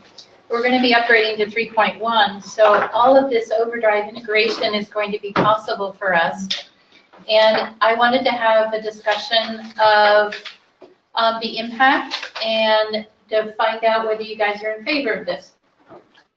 So basically, when we have this functionality in our system and load the records that correlate with our subscription to Overdrive, users are going to be able to see what stuff is available in Overdrive. It gives them the ability to check things out right from the Sage catalog. So basically it just ties Overdrive, which for us is Library to Go. It would tie all of our Library to Go resources with our Sage catalog so that they could search for resources in Library to Go, check out resources in their patron account. It will show things that they have checked out in Sage, as well as things they've got checked out and on hold in Library to Go. So it basically, there's a what's called an API that communicates with Overdrive or Library to Go, and it brings all of that data into the Sage system for the patrons to see. So it's really nice functionality. The libraries that already have it implemented say their patrons love it. So I guess just wanted to discuss it today. One of the impacts it will have is loading all those MARC records and maintaining those MARC records so that, you know, it mirrors what we have available to us. We used to have overdrive records in the system a long time ago, and there were some complaints that, you know, all these electronic records were in the system along with our physical resources, that it kind of was bulky in the display. And then also at that time there were more libraries that didn't have Library to Go services, and so they felt, you know, here I'm seeing these resources that I can't use. But that's not the case anymore. Only the academics, I think, would not. Right. And the academic colleges all have, we created separate views for them. So we would have the ability to manipulate what they see and don't see if it became an issue for them. So anyway, just kind of wanted to have discussion. What do you think? Are you excited about this possibility? Yeah. Is it going to be really clear that the overdrive things versus all of the What's electronic digital, records what's that not? are in there right now? Because I mean, nobody uses those, right? But is there a way to get rid of those from our view? Yeah, there is. And if you're seeing electronic resources that belong to like Columbia Gorge Community College or Blue Mountain, that's because the records weren't coded correctly. And I've been trying to clean that up. So if you see that, We see it all the time. I need Search to for know. anything. Search for anything. Okay, I cleaned up probably, I want to say 2,000 VMCC records last week when I found them.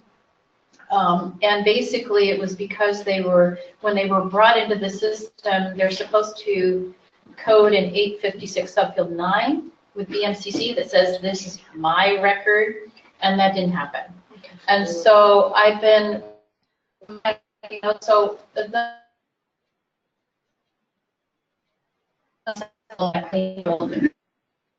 there used to be some for just Hermiston and OTL.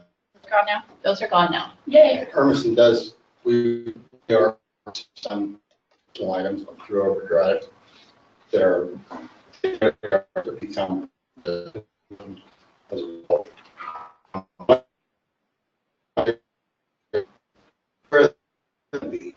right now we go to overdrive, log in there and look at how many items people are checking in. Is that going to come through the SAFE system, or is it I still think going to be? the statistics will still be on the overdrive site. Yeah. For resources that are owned by SAGE-wide libraries, like Library to Go through Leo, those will have a SAGE ownership tag. And then for individual, like in your case, you have some titles that are just for Hermiston patrons. Harney County has some that are just for Harney County. They bought an extra package. In that case, then they'll have tags specifying those owning libraries. So they'll be able to still have access to their special collection along with the SAGE resources as well. Will those resources from Hermiston that my patrons can't get be masked? Yes. If they, yes. They will only see them if they do a Hermiston specific search. I believe right now mine become available in the overdrive system at some point. Okay, and there are different subscriptions. Sure how that works. Yeah. So if you search all SAGE, would your Hermiston ones show? Right now, no. Well, no, because we don't have them in there. But would they? I don't know, because I don't know if we'd have to load them specially or not. Yeah, Yeah, a lot of our go back. patrons, they just search it that way all the time. They just search all SAGE. Yeah, and if a resource, like the community college ebooks, and CGCC has, I'm guessing, in excess of, I don't know, they're up to close to 100,000 titles. If they're brought in correctly and coded correctly, you don't see them in your regular SAGE display. And so that's, but I noticed I found out last week that there were a lot of VMCC ebooks that were not for films on demand that weren't loaded with that special tag. So I've been correcting those. So anyway, we can figure out the display. Would those items load directly to Libby or whatever other? Because I know I use the Libby app. Yeah, and that The interfaces directly with Overdrive. Libby does. Yeah, you could show up on your bookshelf at that point and then you download it. Okay. We need a Sage app. We've talked about it, Well, it's not that easy. There I just is, save it to my home screen.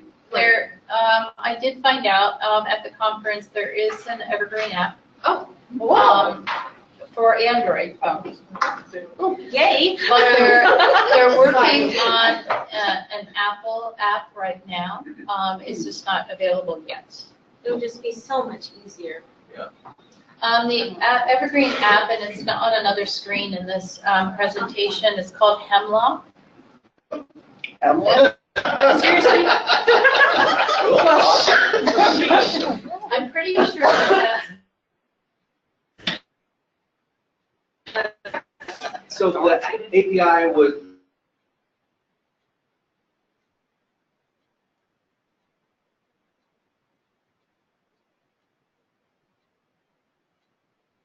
monthly update from Overdrive for deleted titles. Okay. And then I'd have to go in and delete the MARC records.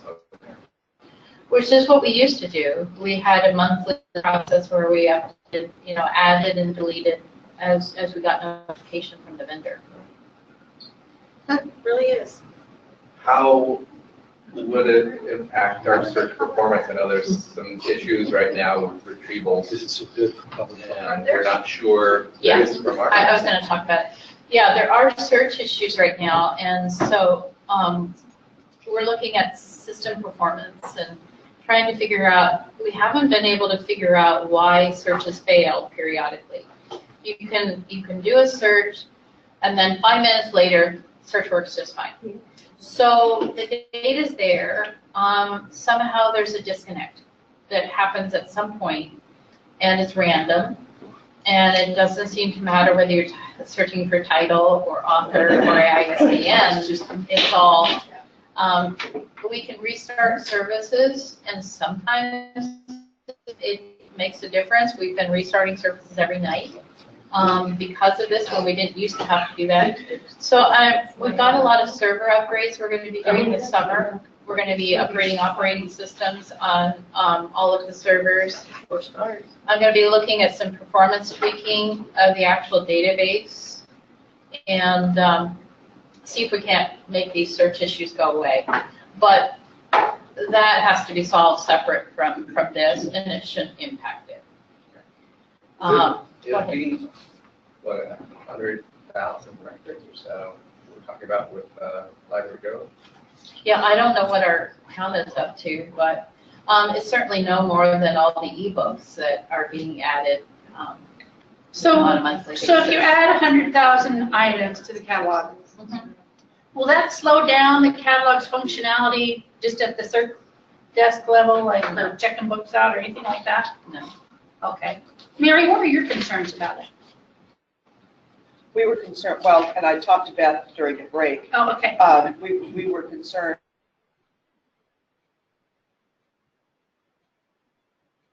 to the public.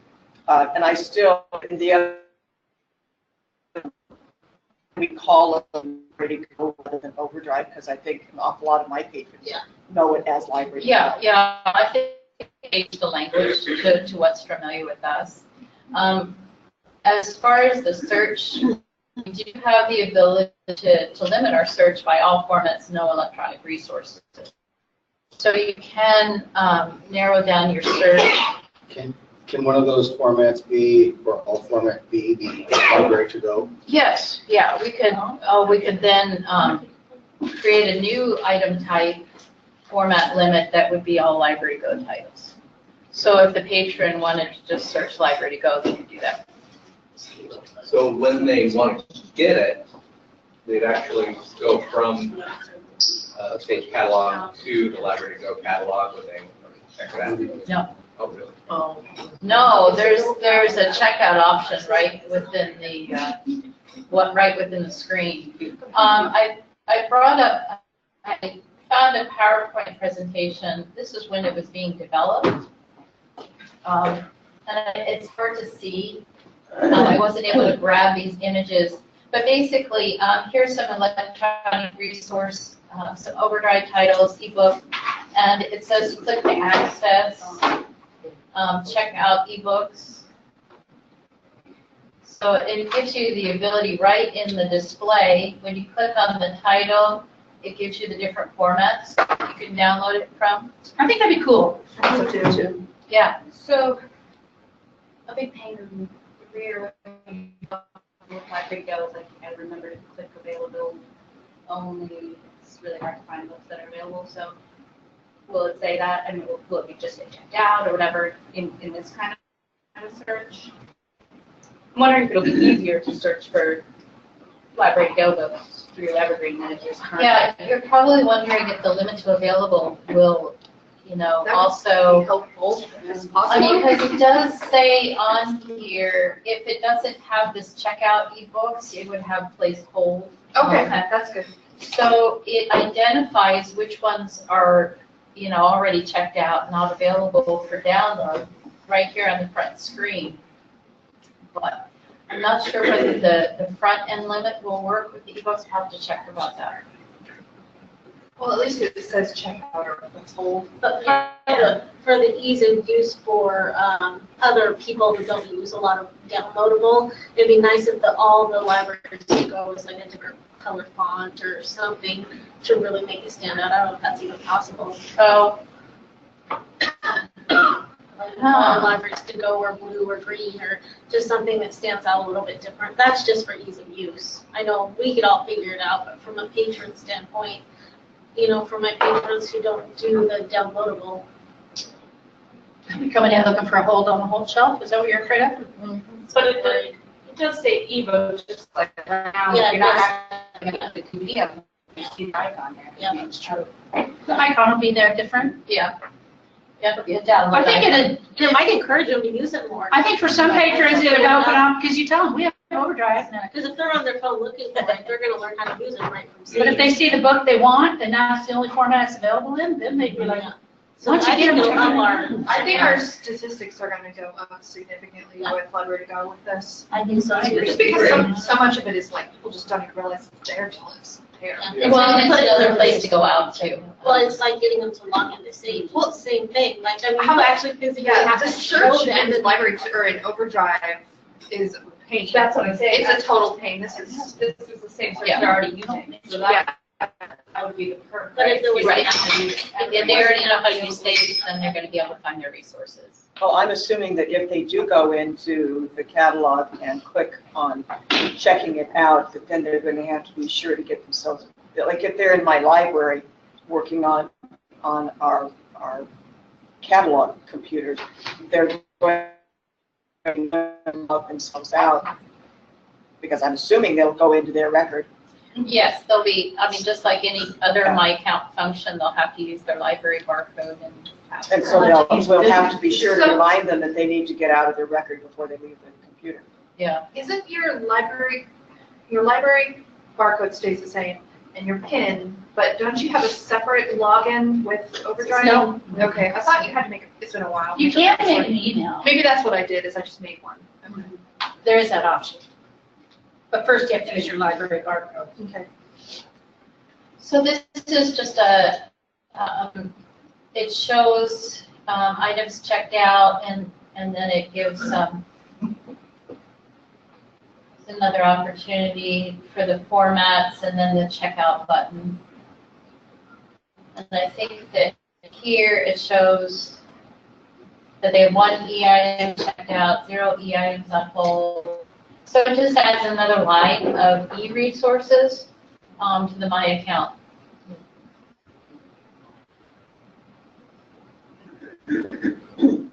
So anyway, I'm excited about it because it's a big.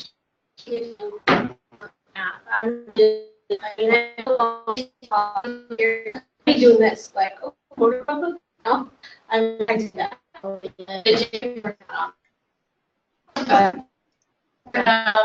When you do it, it's, no.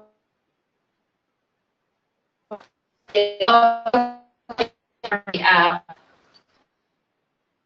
It's one of the things where just tell what catalog you wanted and it did its thing, but I thought it would make our circulations just. Let me talk to the writer of the app and see what we need to do.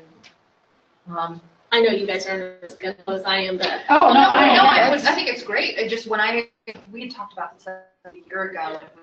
There was some other library that made an app for Evergreen, and it was terrible. No, Like, no, it was a lot of money. I was looking at. Do they have an estimate of when an Apple app might be done?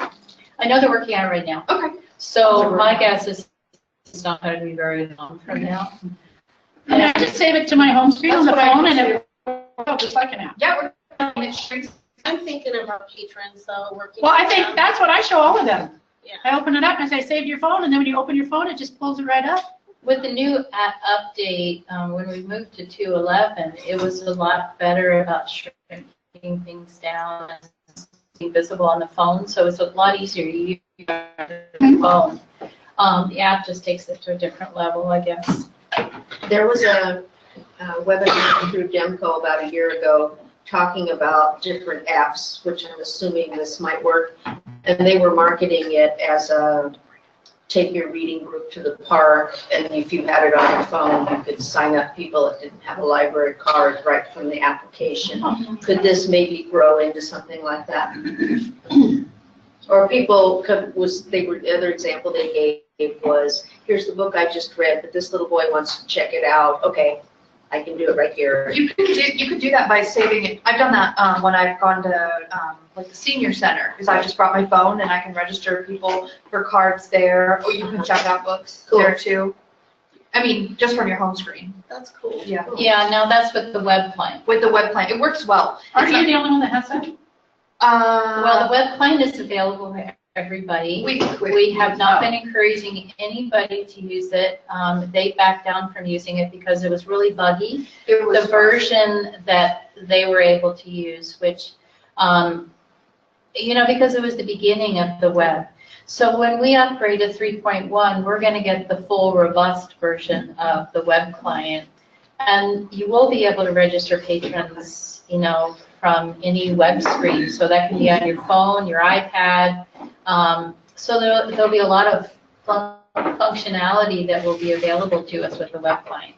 I'm hoping that we can do that in September after we make all of these server changes this summer.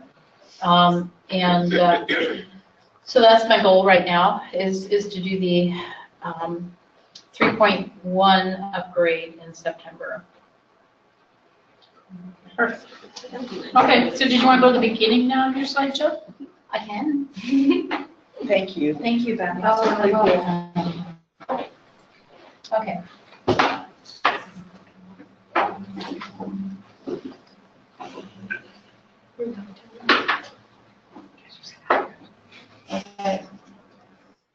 Okay, so this is just an overview of Sage Support as it is now. I'm working remotely from my home in Buell.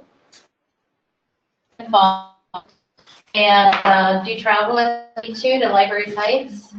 Same availability via phone, email. Something new that I've started doing is individual go-to-meeting sessions with folks that need specific training, along with the group sessions that we do, like the cataloging sessions that have been offered, and we're going to be doing reports training too soon on a regular basis. And I attended OLA and Evergreen, learned lots both places.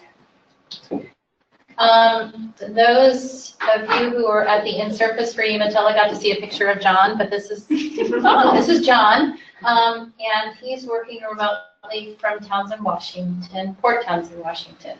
I was hoping he would join today, but go to meeting. Yeah, he wasn't able to join us today, but he is at most Sage Council meetings.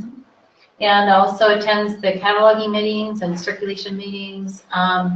Most of the committee meetings that he tries to attend as well, so he has an oversight or an overview of what's happening in each of those areas.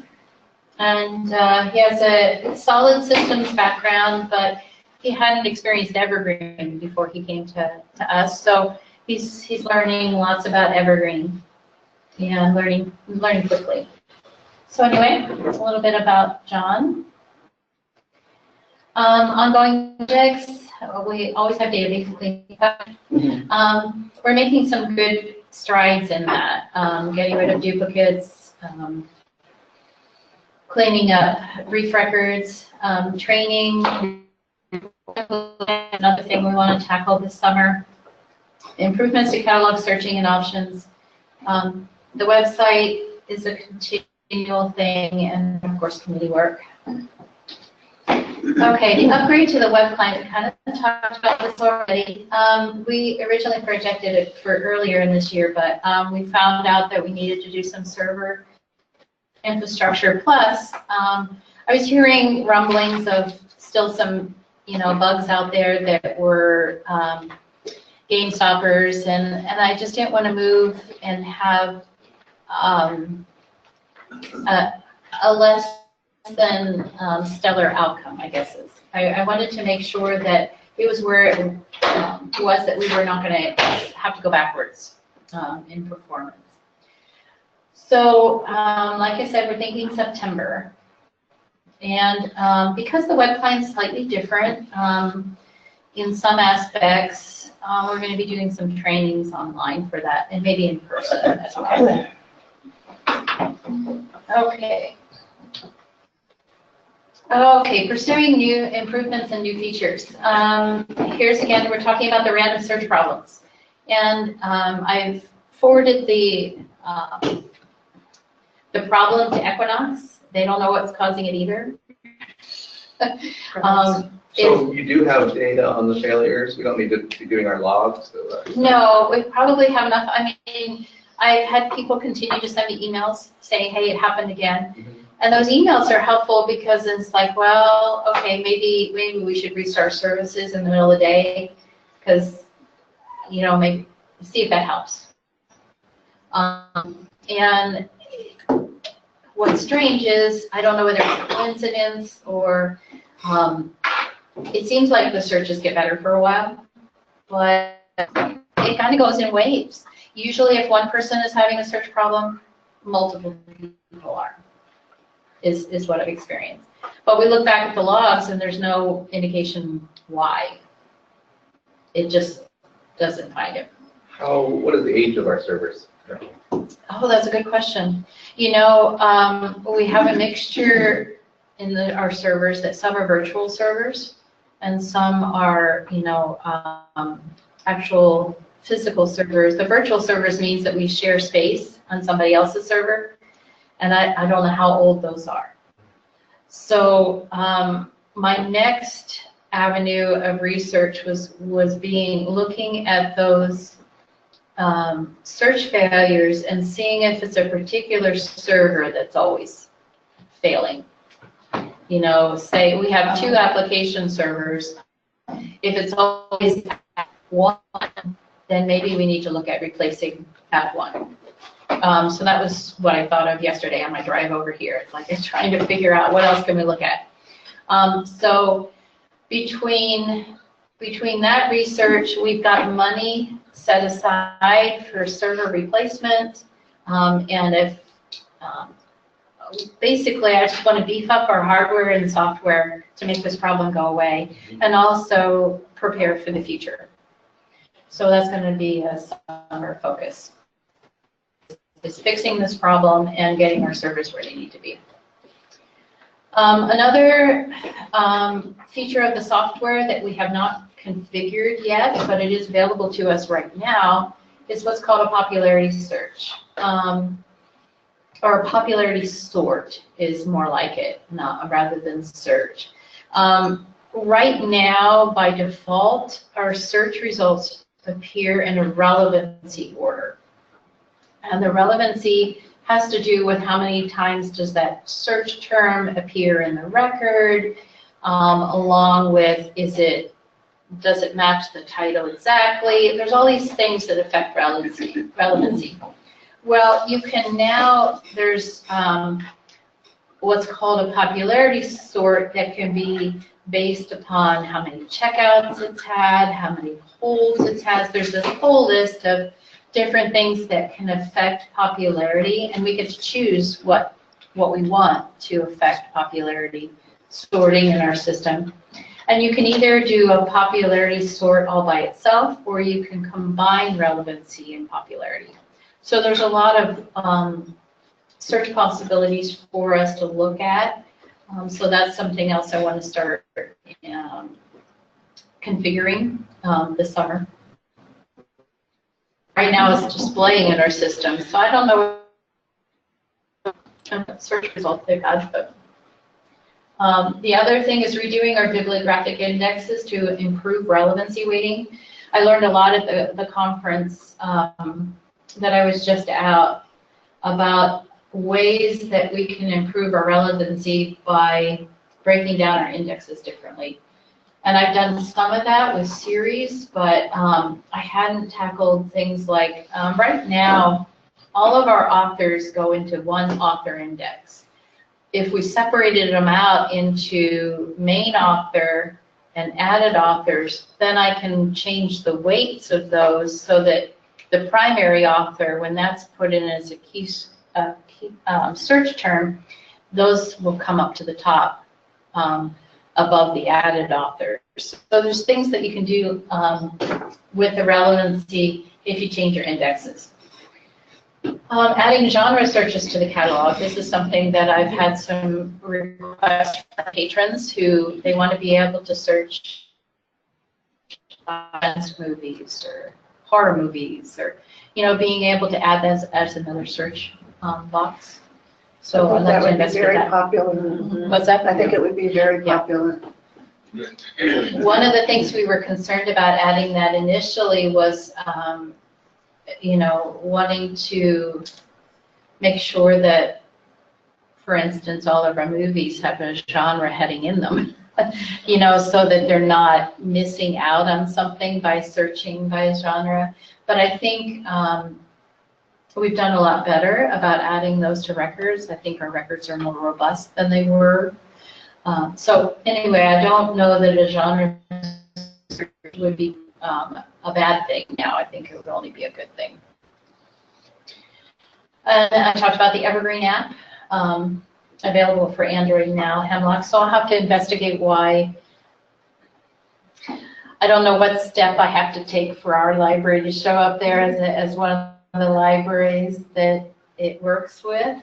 I thought it was more out of the box, and I don't have an Android phone now, so I can't test it. So anyway, more to come about the Evergreen app. Overdrive, talked about that. This is just a list of the sessions I attended at the Evergreen.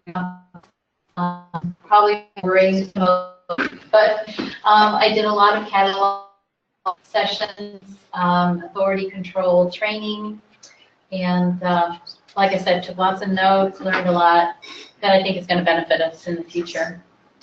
And I do have a link to all the Evergreen session slides. If somebody wants to look at all the presentations online, they can. And I think that's the end. Yep. Are you going to email so we have that link, or? Yeah, I can. Okay. Yeah. Can you email it to us? Yep. When somebody misspells a word and causes search failure, where would we find that tested? Problematic. The auto suggest. Yeah.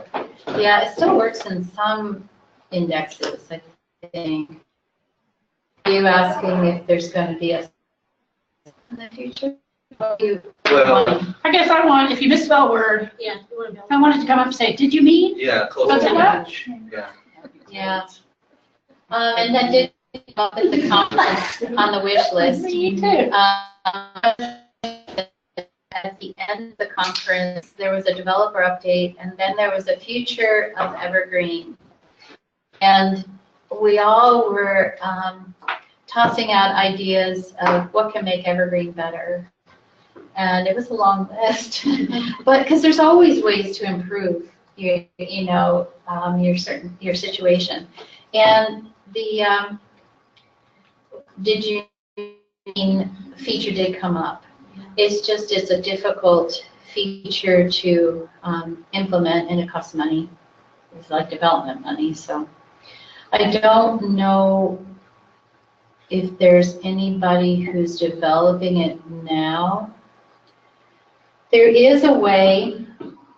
Is there an idea of how much money it would take? That I don't know.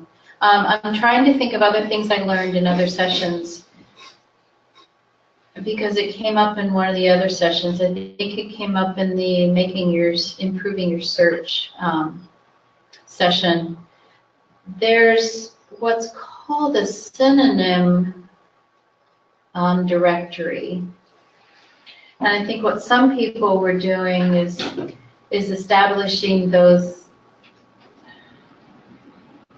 I don't know, I'll have to look back through the notes, but I'm wondering if there was a way to build that to the point where it could lead somebody a different direction if there was something close.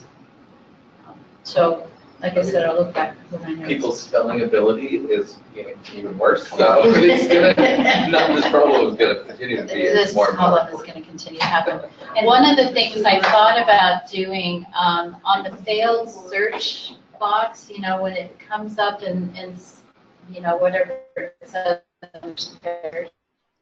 this, and so let's deliberately mistype something.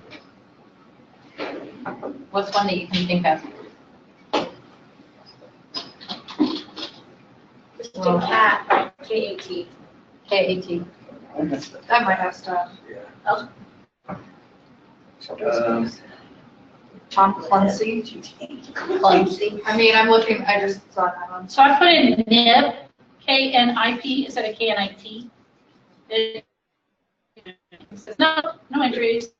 Okay. Instead of NIT, K-N-I-T, I put K-N-I-P. It didn't say, try this or anything.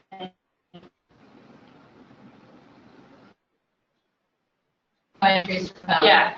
So I wanted to build up this page and actually maybe suggest they try the browse search. It does come up with some ideas for anchored, Yeah, truncating. just ways, but there's this browse catalog link, which if we made the suggestion that they use that, you can actually title starting with Ken IP or authors or subject or series. They don't have a keyword, but it would possibly get them closer. Yeah, that's what I thought. I've never tried that before.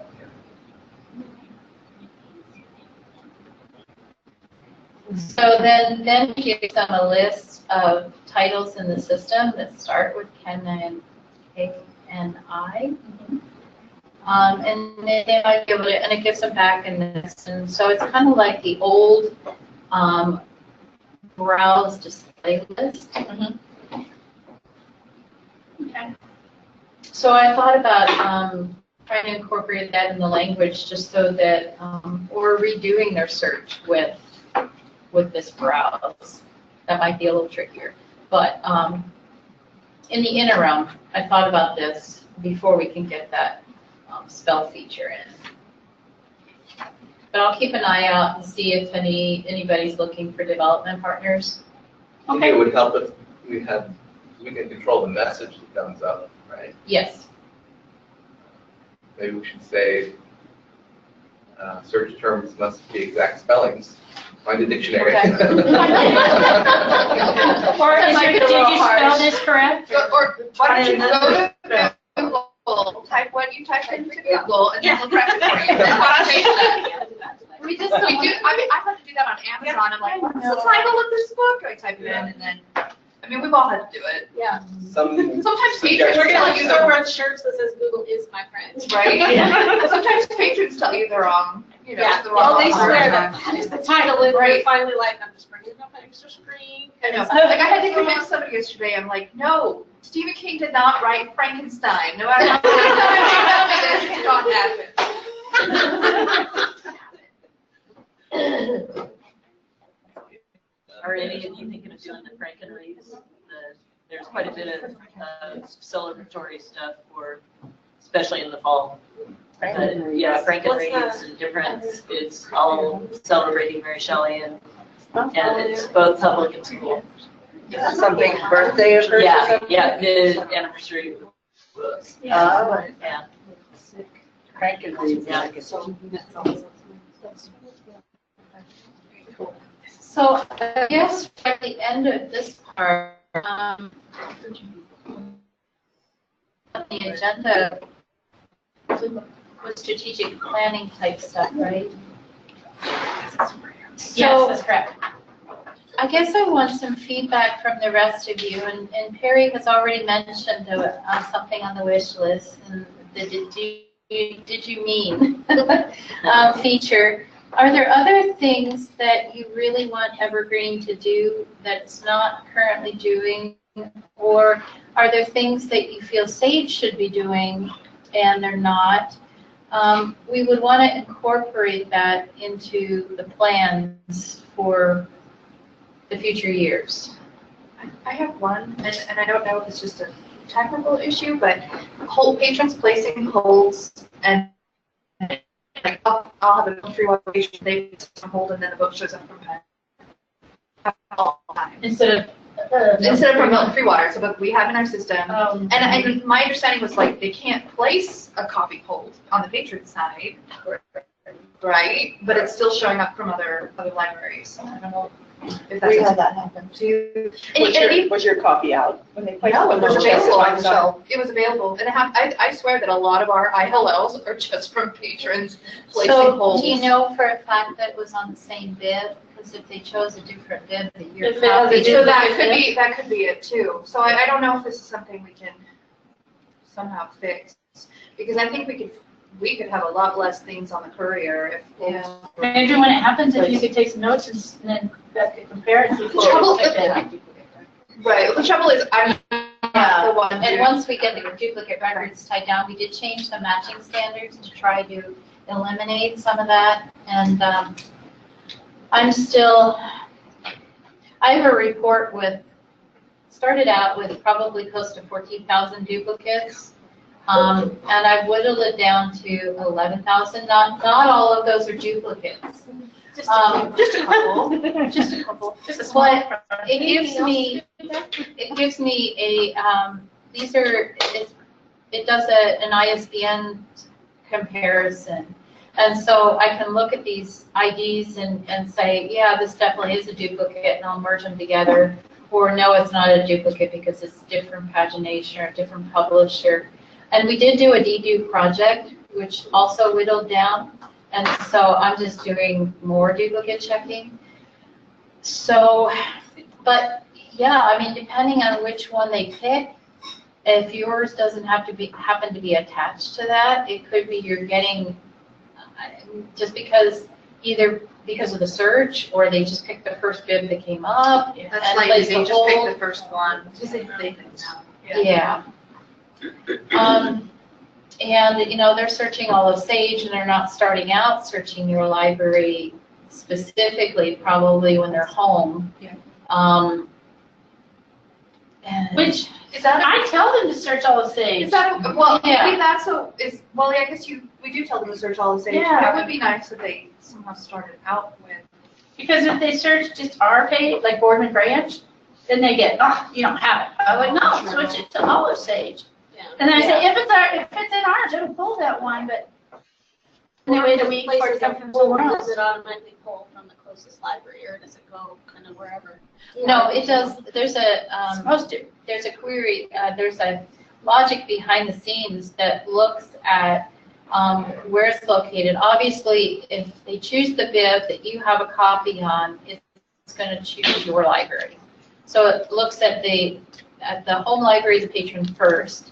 Then it looks at the district. Then it looks at beyond that, or the system level. Then it looks at there's another table behind the scenes that I've configured to look at how many courier hops it has to go through. And it will choose, there's a higher priority for it to pick the libraries that are close to you on the courier. So, so that logic does work pretty good for the most part. But because we have separate bids for certain things for different publishers, different editions, things like that, there's still the likelihood that a patron's going to pick the wrong bib. That might be just what's going on. I've got a question about the duplicates. So I've cataloged about 10 books in the last couple of days that were new to us. We just bought them. And 2 of those had duplicate records in them already. They're 2018 copies. And one of them was Fossil. Absolutely everything matched with the rest of the group. And the other one, I don't remember who, but it was another real small library. Okay. Are those getting loaded by a vendor maybe? Or doing it for a group of small ones? Or I don't think so, but yeah, I would appreciate getting feedback on those situations. Okay. It could be a training issue. It could be there again with the search issue we've been having. They might not have found it when they were trying, and they just went ahead, oh, it's not there, they didn't try again. I think some of these small libraries, Fossil in particular, has not had any training. I never did, I have not been over there. Okay, so we need to get with Fossil and How do provide they them have- some training. Yeah, how do they have access to it? Well, I think they just had the the, I think they just had like they had the old password and I had to change it. So I think sometimes I these did. small I solo switched them libraries, back to a Cat 3, so they shouldn't be able to. she's do- able to import Z29. Okay, let me check again because we had this discussion. Because I talked to her on the phone one day because I knew her because she used to be a teacher for my kids. Right, after that, I thought I changed it. Okay, good. I just Let me thought check. 2 out of 10 was a pretty high percentage or something Yeah. on Friday. Knocked out. Maybe this is something the new mentees can help out with, especially, like, yeah, I think that would be good. Well, in a nice way. Yeah. I would rather you said something than have everybody get it. We really are. So, Mary, are you going to have the time to work with her, or should I schedule a time to go? I can go over. I can go, Okay. I'm not sure what their hours are.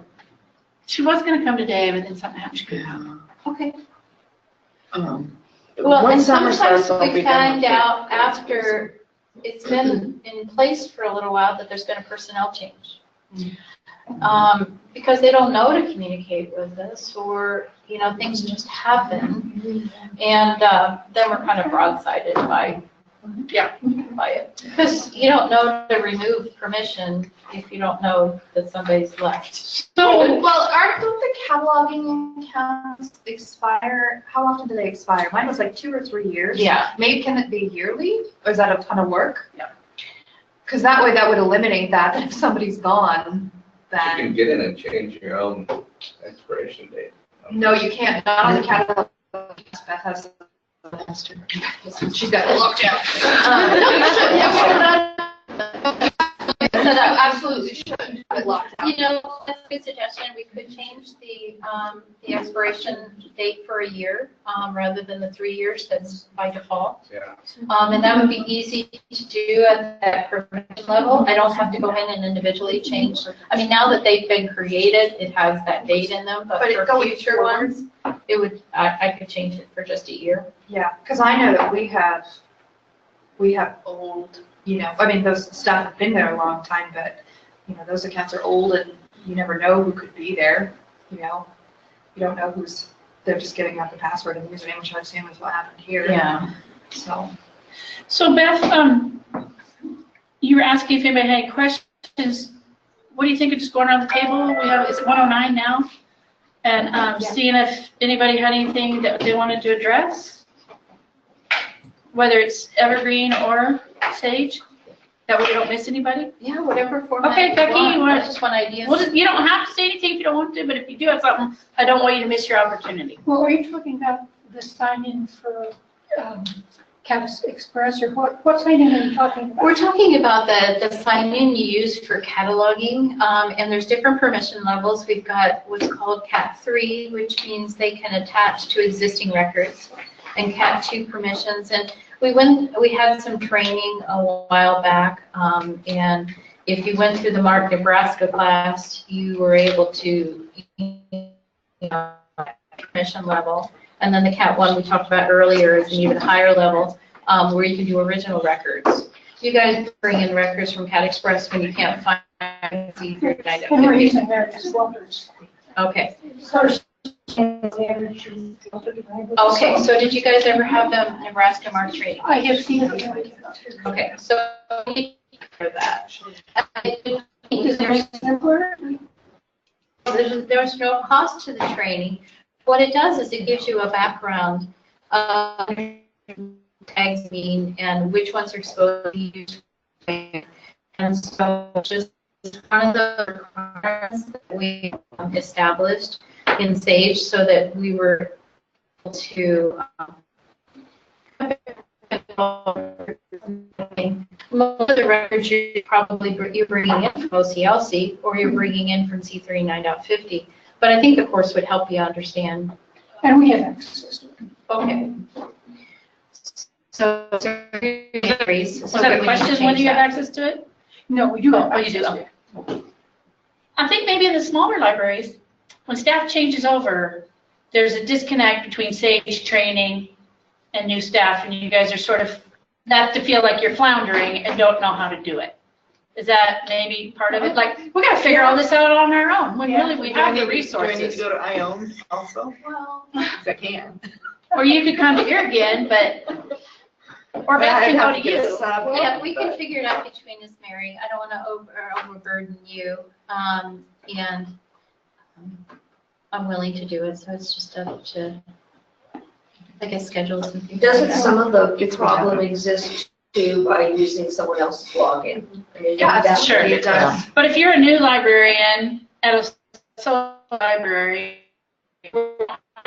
your other staff, you know, just call Beth and say, hey, the person was there before and said, hey, here's, and you just go for it. Yeah. Then just level, figure it out for yourself, because that's what we do out here. That's what happened to me, but I called Beth. Right, and so I think that happens a lot. Well, I think that if the staff, when I first started, I mean, I was left no instructions, and if the staff hadn't said, reach out to Beth, I wouldn't. I mean, how would you know that? I would never know. If I was a solo, I would never know. No. Yeah, and I think we need to, this is probably something that should get added to the strategic plan, is that we need to have a better new member orientation. Or old member cutoff, so that we as Sage reach out to the new members as soon as they're there, call them up. Say, that's what we're going to do. Yeah. You know. I wish there was a way we could be notified when there are new directors in some of these places, but like the state library doesn't even know. I mean, nobody knows. So they're supposed to. They are, but again, who's going to notify them when they're a new solo librarian? They don't know what to do. The board? Yeah. Yeah. I guess it's just, state library too. See, you're the smart one. If we don't, if everybody could be like you, but like it doesn't. Everybody be like Michelle. Be like Michelle. It just doesn't. It just doesn't happen since Katie left. Well, and I guess if you hear of personnel changes, just send me an email saying, hey, I found out that this, new person is at such and such a library. So that we can be proactive in reaching out to them, I guess. Okay, Christy?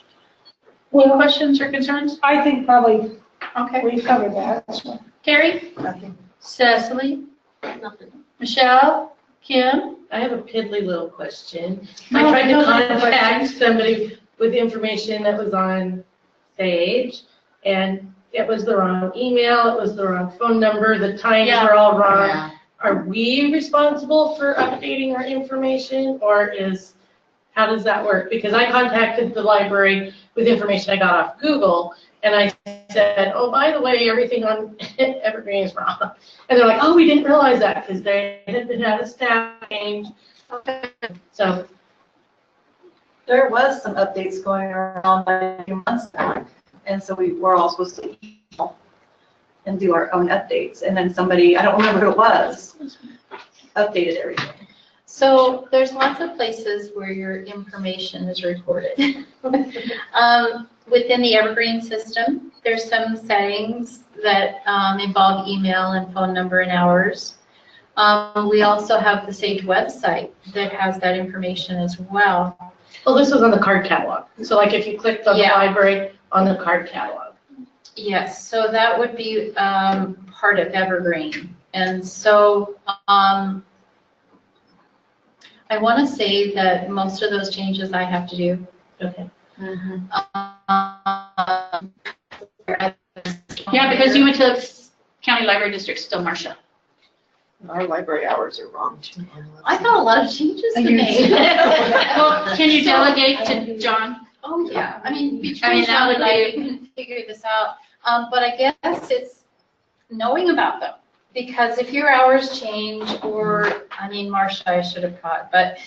I think you should send out a review invitation annually. Yeah. Please look at the information here and here and here, if it's in multiple places, and make sure it's up to date. Mark, But I guess if you have old information, that message, that invitation. Yeah, it's where's not it gonna go gonna anywhere. Well, maybe that's why some of the emails are a problem. It'll bounce back to you, then you'll know it's wrong. Maybe. Maybe not. Okay. So summer's a good time to do that. Because nobody's busy with. Oh, yeah. No, yeah, and I have a new email address. That's Lisa's. Okay. I know. We're coming up with some really good, hey, Mark, buddy. Okay, I have a really unusual idea here, but I think it needs to be tried out and considered. We have Leo, we have Sage. Leo manages the every library ready for, no, Library to go. Library to go. I wonder if at some point with the integration that we have now with Sage, is that something that maybe wants to transfer to Sage at some point? What? Come on, transferring. Leo oversight of library to Not go. Leo. Library to go, to transfer Library to to Sage. go is transfer to Sage. No, I don't agree with that. Well, I'm just throwing out an Because idea. this is my idea, is that Leo is a separate consortium, It is. and it monitors the financial role of gathering the money for Library to Go. So what you're suggesting is turn that over to Sage, that portion of Leo. I'm just wondering if at some point there might not be value. Here's what I see in some ways. We have a small organization that does this for this group of us. We have a small organization that does this for this group. We have another small organization for this, does that. We've got a lot of smaller organizations doing things. And some of them are very much like Umatilla County has some that are unique to itself, I think. We have Oregon.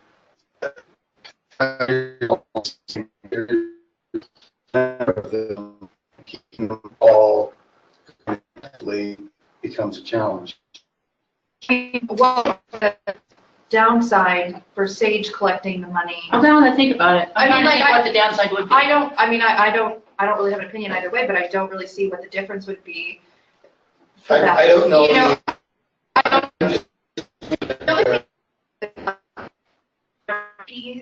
I think it may be one part. It's a 501c3, and Can we get a better consortium rate with the 501c3 than Sage? no, in Library to Go's case, but with grants. But maybe the administration part of us paying for Library to Go helps keep Leo operating? Well, That's a big part. Well, and That was my one thought.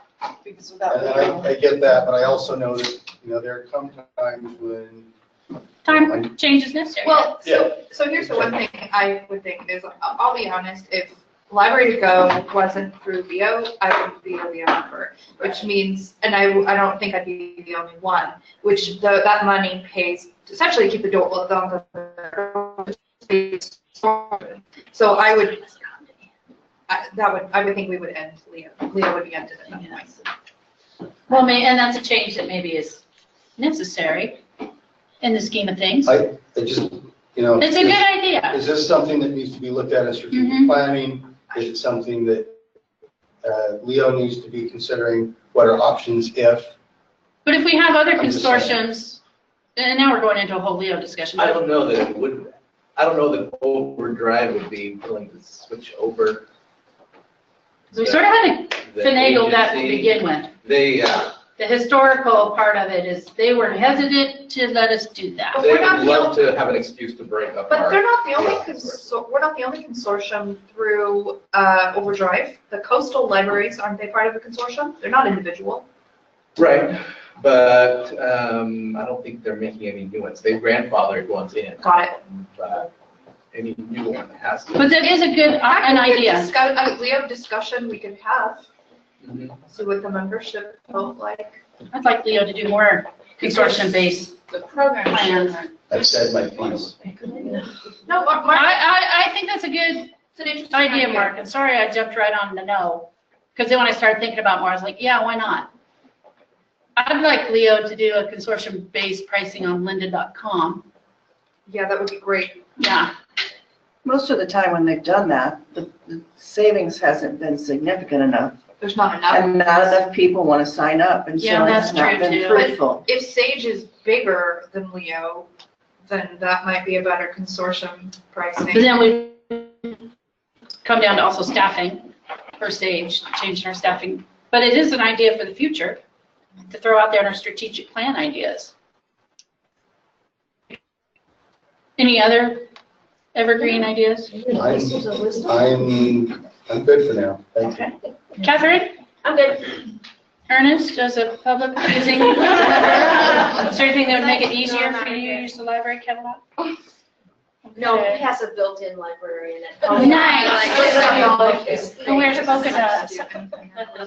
Delia? Oh, no, I wanted to echo that I agree with Beth, that some kind of, not necessarily a boot camp, but some kind of training be regularly either offered or that we know how to obtain it. Because some of us that have even been around it only know enough to be dangerous. And then we've got folks that, I've got an assistant who knows quite a bit, but she's, would like to retire before she's 212. And that kind of thing. So more that either we knew it was available and how to access it without burdening someone with, too much trouble, that would be a real good thing. So, what are the basics? And then maybe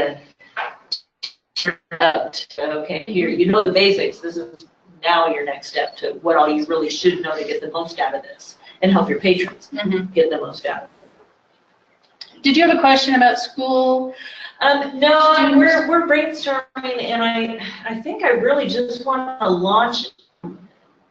Delia asked me earlier about how can she integrate library cards, the students in public schools, with the public library. Right, we talked a little bit, and I don't know if any of you have some specific ideas, or maybe for because I know different libraries have rules about how you get a card into a student's hands and what the requirements are.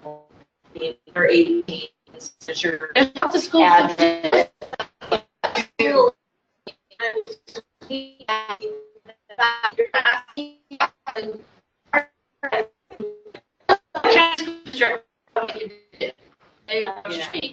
So, trying to figure that out to make it, and I know that we're getting awfully close to the summer, awfully close.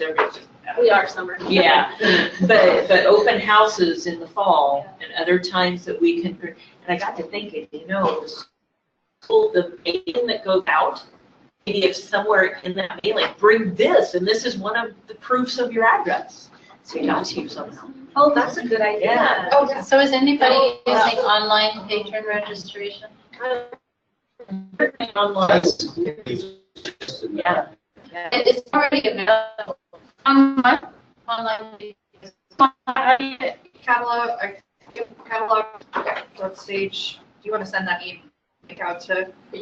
So what do you do, how do you, is the library then willing? Yeah, what happens is it actually goes into queue for stuff to review.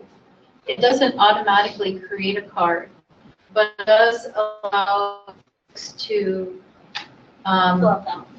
fill out the information, and then it can be approved or So disapproved you'll by send out a staff. link for that to everybody? Yeah, That would be I mean, awesome, I guess because I did not was- know about that. It was one of those things that, okay, that's a feature, and I thought Hermiston was pursuing it, but I wasn't sure. If you I just don't go know to- that we're using it at this point. We may have looked at it. Just from the web client, if you just visit the web client and log in, you can do the whole patron registration from there. Yeah, I that's saw. from the web client. Yeah, so if you go to the web client. This you is can a do it. different form that the patron can actually fill out.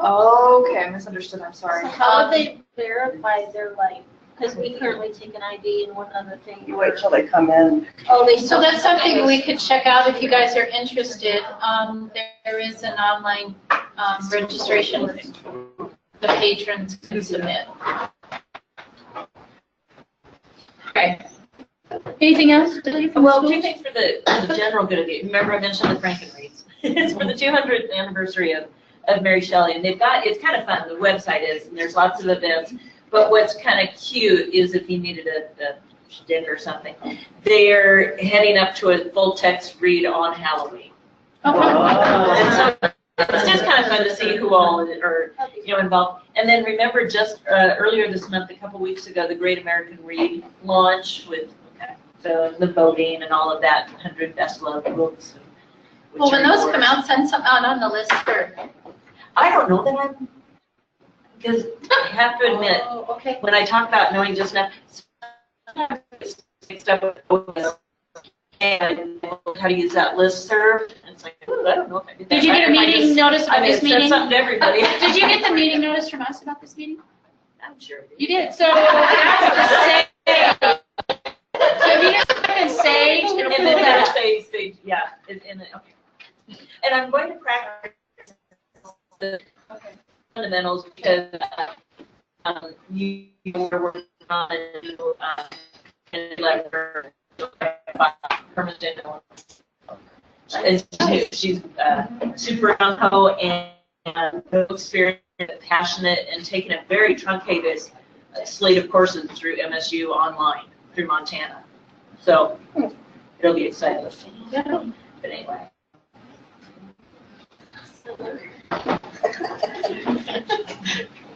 Nothing else? No, I do have, I listened. Oh, Yeah,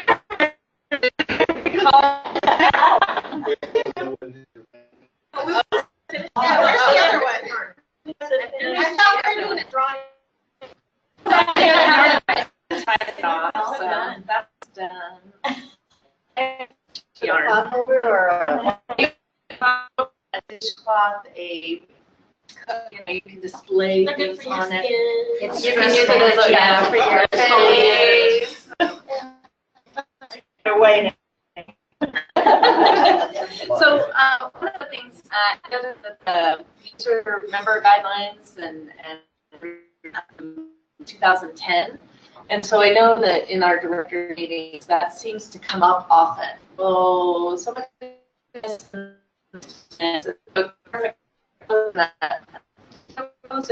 what we said earlier today, that we're That's putting what that I on the thought. agenda for next. General's not on you. Thing up from 2010. So Okay. that was one of them. The other piece is I just wanted to say, I don't know if it's for strategic or not, but I really appreciate the work that the committees have done.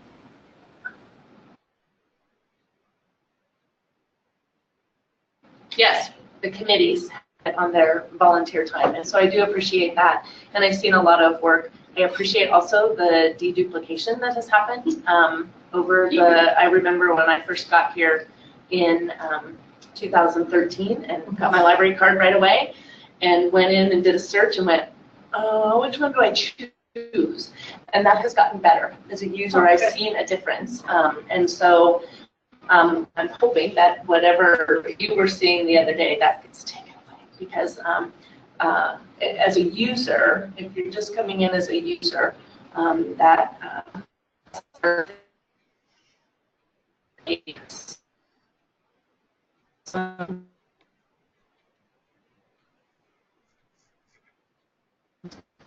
thanks. You're good. I did everything earlier. I got it right off my chest right away. I'm good. Wait. No, I forgot what I was going to say. She's good. Go on. Come back to me. I don't know. Good idea if we could have some consortium level rules about patron registration, because some libraries require local references and this, that, and the other. And I don't know, we're all sharing these library cards, but it's significantly harder to get a card in one place than it is in another. Standard? Or a standard local. Isn't that in there? Yeah, it's a part of it. So, but it's not being, I mean, we had this discussion in Umatilla County, and it was interesting for me to hear what everybody was requiring, just a discussion to have. And going along, it's a total pain to register patrons because there's this much information and you're scrolling and tabbing down. I don't know. There is a list on the regional standardized loan rules that says what's needed. Are references on there? No. References. Yeah, people are asking for local references, and this was the same way at our. Oh, other contact information. So that would be like a reference. Someone else to contact. Well, yeah, I asked people to put someone if they decide. We have a lot of, I mean, it's on ours, and I actually copied from this Right. when I started. We did the same thing, but here's the thing. When I moved here from another state, I didn't know a soul. There was no one to contact, and I know that I'm not the only, and had I not been the library director, they weren't gonna give me a library I card. have a couple people like that, Yeah. and I asked them to give me someone, if you move, I'll be able to call them and they'll be able to contact. Right, I just think that that's Nobody likes that. So it's basically like getting a credit card. It's a privacy issue. You're calling and saying that, Cecily. I've actually never called one, to be So honest. so then what's the So point? I have, yeah. And I'm just saying, Have you like, ever called one? if we have these standardized rules, then maybe we I don't should think use that's them. part of this. Well, It says other contact information, name, phone, You and don't or have to address. fill it out though, do you? I don't It's not put it required. in this, it's not in this, when you fill out the application in Sage, no, to issue a library card. The It's only application on card the has application. requirements of name, mailing address, physical address, if different than mailing, date of birth, parents or guardian's name if under 18, valid ID, signature, and parent or guardian signature and date. So Those that's- other things are just yeah. possibilities. Change that. Yeah. right, Change that, that's not so much it, I'm just saying, why are we making it harder to get a card at one library than it is at another? That's, We should have that's, the Here, Here, yeah. right, and I get it, we have rules, which I got rid of, like you said, immediately, because I wasn't able to get a. I wasn't able to get a library card in Boardman either. Right, And then when they said I could have one, the staff's like, right. but you can only check out 2 items for the first 2 months. So this is a discussion for, right, and that's another Sorry. one too, you can only, in some libraries, they have limited cards, so just thinking in the future of having some more standardized rules. The other Or just thing, a standard application. or just a standard application. If That- you're But the promoting two- best so if- practices. Right. If you have a library card, say at Condon, you shouldn't need a Boardman library card. Well, this is what happened to a patron of ours last week. She was a young girl who bounces back and forth with a mother and a grandmother. Lost she had a ready-to-learn card because she falls within that age bracket. Then when she went back to live with the mother came in to Hermiston to get her library card, and they're like, oh, she has the library card here again, and we can't cancel it because she still has something checked out, which turned out it was actually on the shelf and hadn't been scanned. And so they gave her a temporary card for two items, and it wasn't a ready-to-learn card. So I called Beth and I said, so what is the protocol on this? If the child's spending the whole summer with the grandmother, shouldn't she be allowed to have a ready-to-learn card at this branch? She'll have to use a different card. Well, then Hermiston set her up for a standard card instead of a ready-to-learn card, because they're like, no, she has to have a Hermiston card because she's living with a different adult. Well, it's. It was because she was with a different adult. Okay, well, it's She not, moves the card because. No, no. Because those cards- Yes, because the Regular card, cards are anywhere. wait, the card physically is with the grandmother. And they wouldn't, so this adult here didn't have ID. I've had this. So it really Dad just seems got a like credit we're- card, but then she goes to live with the We're mom. trying to get people with young children in the library, and at the same time, we're frustrating the heck out of them when they do come in. There And, was some of it's The a other thing I custody think you need issue. to remember is, this is the exception. right, no, but I have had Right. people come in and they, I won't say where, but they live in another town and they want to get a card in Milton Freewater because their local library, they don't have what they need. They don't have local references or this, that, and the other. And I have to say, I'm Right. sorry, I can't give you a card because you don't live in Milton Freewater. well, we have that And so happen too. that's just more of what I mean is like, let's Right. We come up have- with some best practices and actually follow them. We're in a county that has 2 districts, Ione and Oregon Trail, and one of our incorporated cities is not part of either district, Lexington. So if they come to the Oregon Trail Library District and get a card in Heppner, we require them to pay for not a get taxed. And then they tell me, I can go to Ione and get a card for free, nobody charges me anything, and then I'll just come here and use it for your ILLs. That is a big problem. That for me is a big problem. Now, as part of that, because not all of us are members of, but quite a few are, the Oregon Library Passport. Yeah. Right. So is that? No, am I that's not confusing relevant it? to Has that. nothing to do with that. That's- So then they that's come not- to us with their Ione card and they say, I can use this here, just like if I go to Hermiston, I can use my Boardman card because they're part of the Sage District, or the Sage Consortium. So what they're doing is they're going to Ione, driving over there, getting their card, but then they're never using their own physical library. When they order a book, Lots of people do but that. wait, though. when they order an ILL, it comes into Heppner. So my workload How many people is is that? higher. There's quite a few. But that's our free, I I mean. mean, we're all. Shouldn't come to Ione for their home library? They can change their home library when they order it.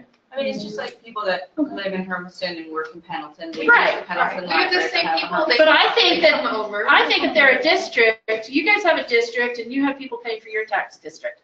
We have people pay for our tax district. And so this little city doesn't pay anything. And they've found a way to get around the system and get into the stage There's system. people that are gonna find a way around the system and find a way I around still the think rules. it's an issue for some You of are us. getting their certification. You are.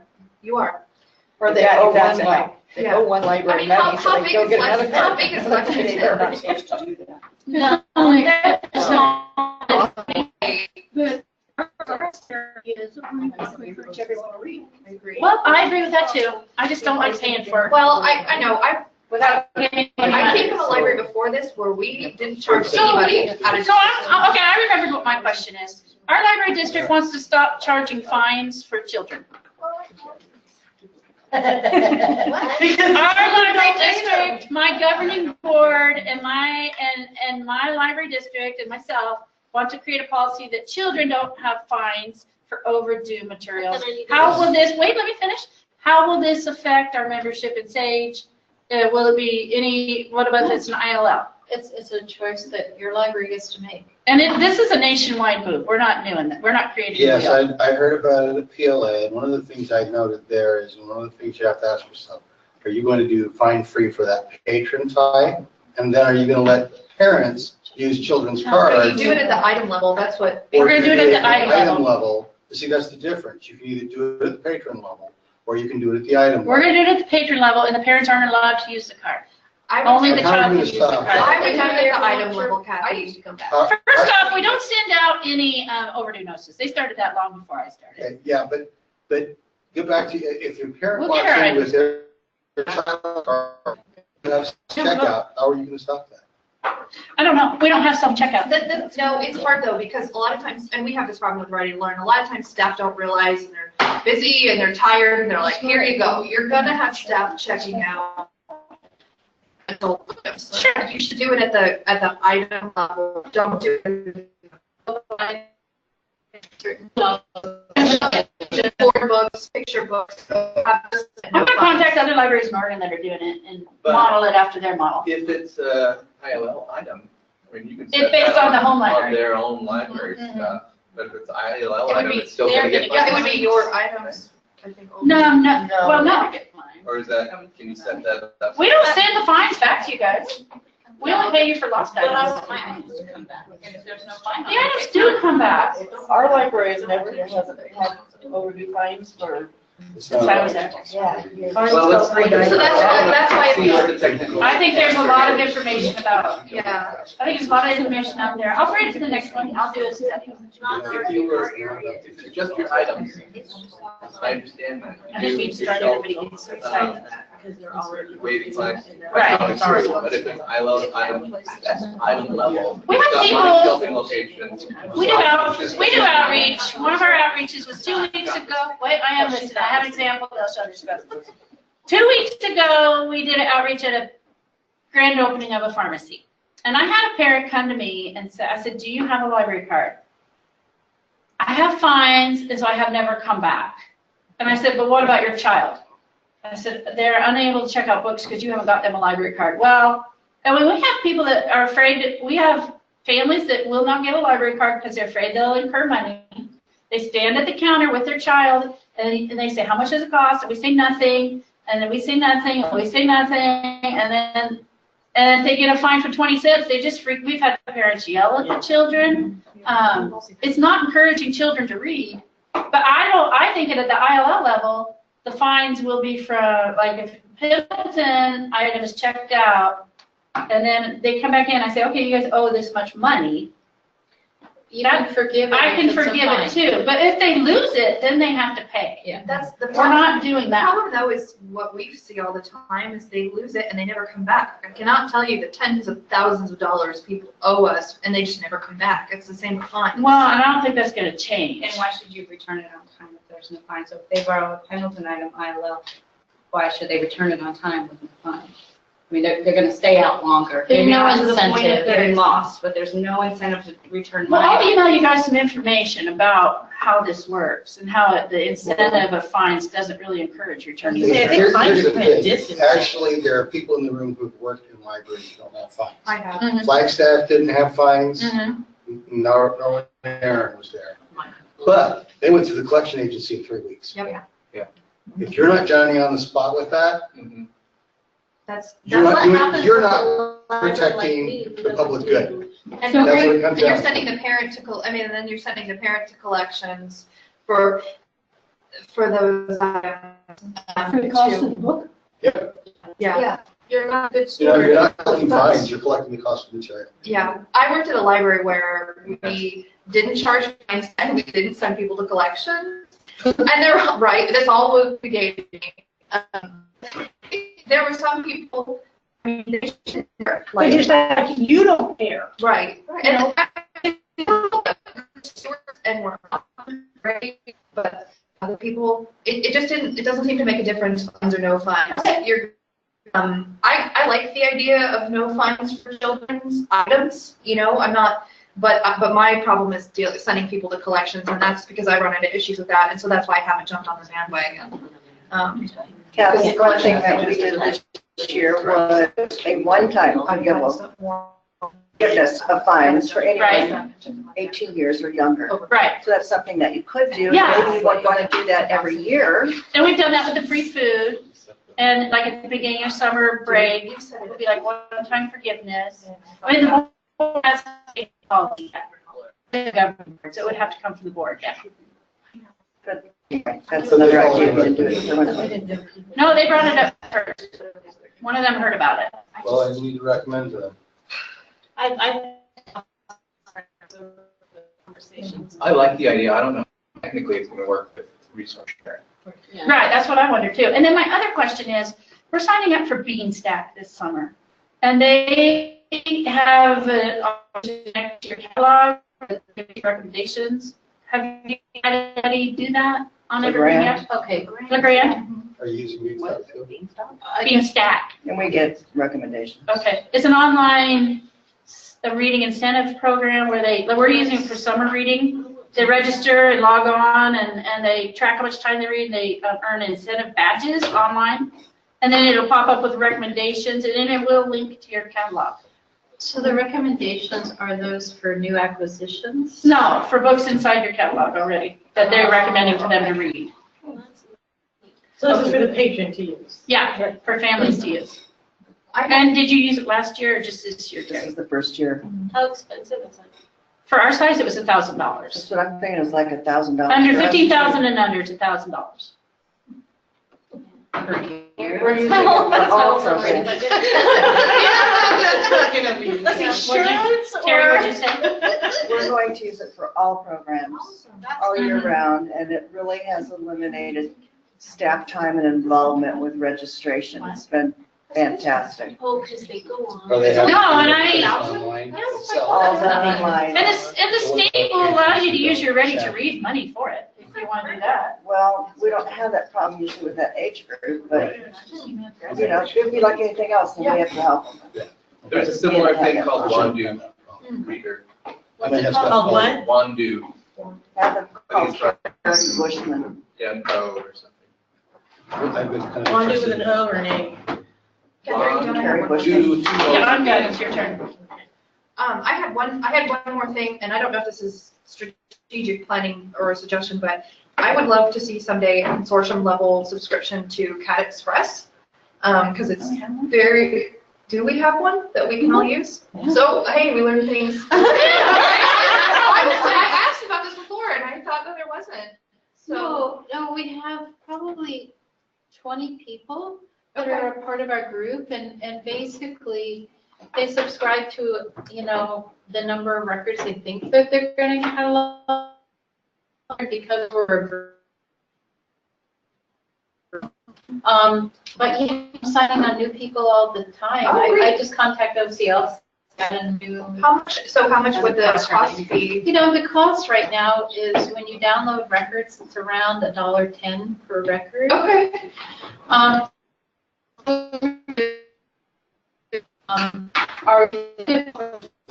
Our channel to have in the first place. Right. So you kind of save it, you know, you look things up on Z39.50 first, obviously, and then just use Cat Express for, gosh, the other day I found, it was a tablet that somebody was wanting to catalog and somebody had it on OCLC. So it saved me a lot of time. Okay. So Well, yeah, I've used it before. I just, could we sign up for that? Sure. Erin, Okay, great. Erin, Yes. this is Dia. Umatilla County, Yeah. Umatilla County Special Library District has one for Middleton already. We use it through the district. But, She said they have one for Milton. so, but do you have a login for us then? Yes, the district There's a pays separate- for it. And the district uses, that's what I use for the temp bibs.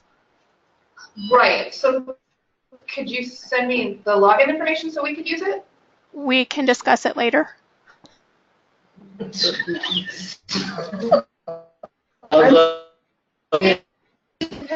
Right.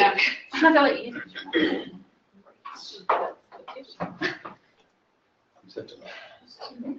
It's interesting that you don't have access to it. You can use it as a cat too, because Lisa Yeah, uses you it. can use it as a cat too, right? You don't have to be It's cat one to use it, do you? No. Not that much money. We don't spend much money on Yeah, we barely spend any on ours. See, here I am, I'm registered. I'm pleased to see that there's an Evergreen app. That was on my wish list. awesome. Online payment is something I still want to see accomplished. Yeah, and it's available. It just requires setup. There is the ability to work with PayPal, and I think also Stripe.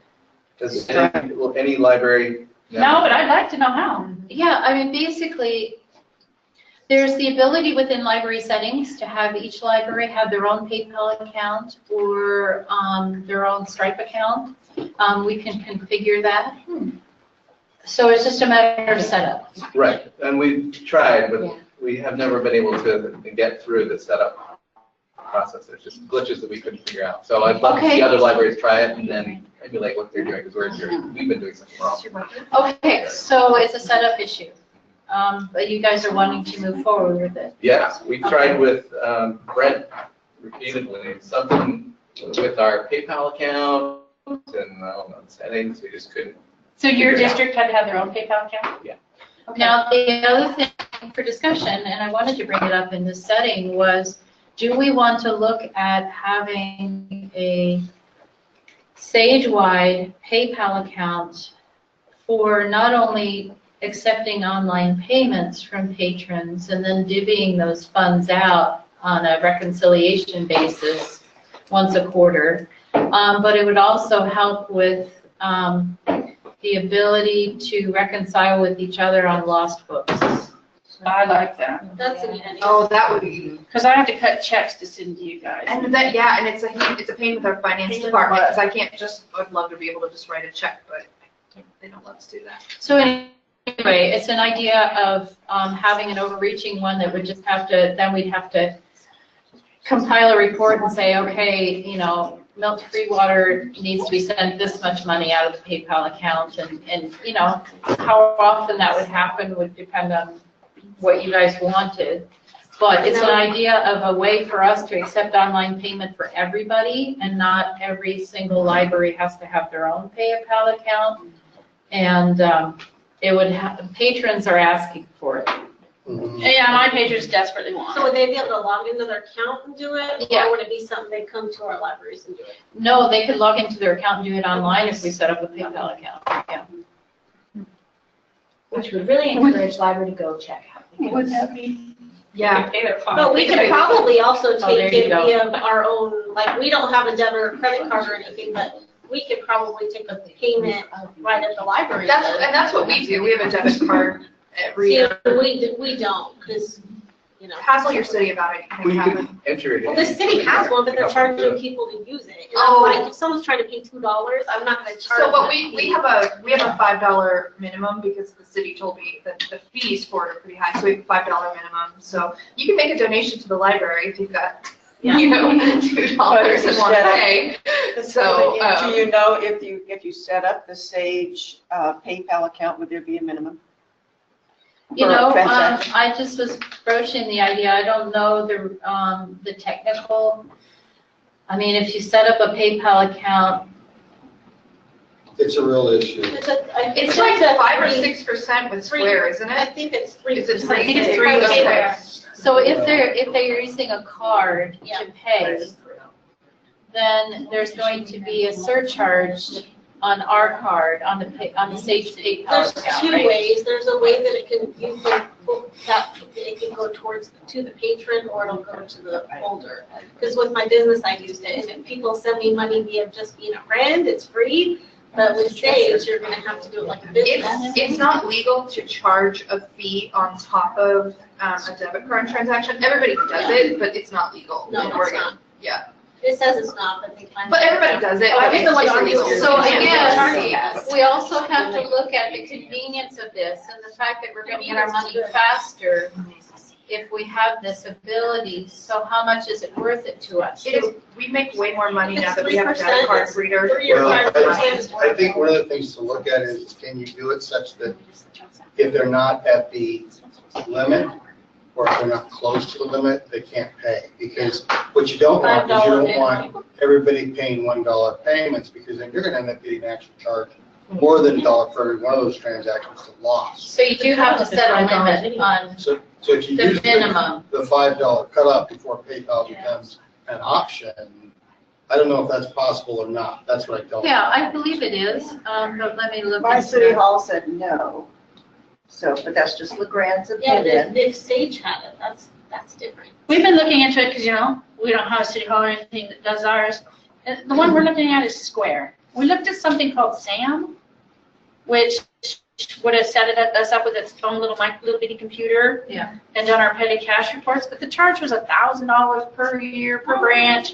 So $3,000 didn't seem worth it. We use Square, and we use it for handling cash, actually, and there's no charge. And the reporting functions That's are what we're gonna wonderful. But then, do you just do it on a computer? Or do you have a No, little we have an iPad? iPad. We have an iPad, but you can get a Kindle Fire for $50 and have that be. Oh, you can use that instead? Yeah, yeah, that be your cash register. They send you the card reader for free. We don't use it as our card reader because our city provided that. Right. But you can get one of those and. Okay. Over a certain dollar amount for also charge. Okay, that's what I They do charge, but I will say you make more money having a debit card reader than you did. I've had numerous times where I wanted Thanks for your to. question. Would your cities allow you to use Square, or is it just no debit card reader? Mine says no for everything.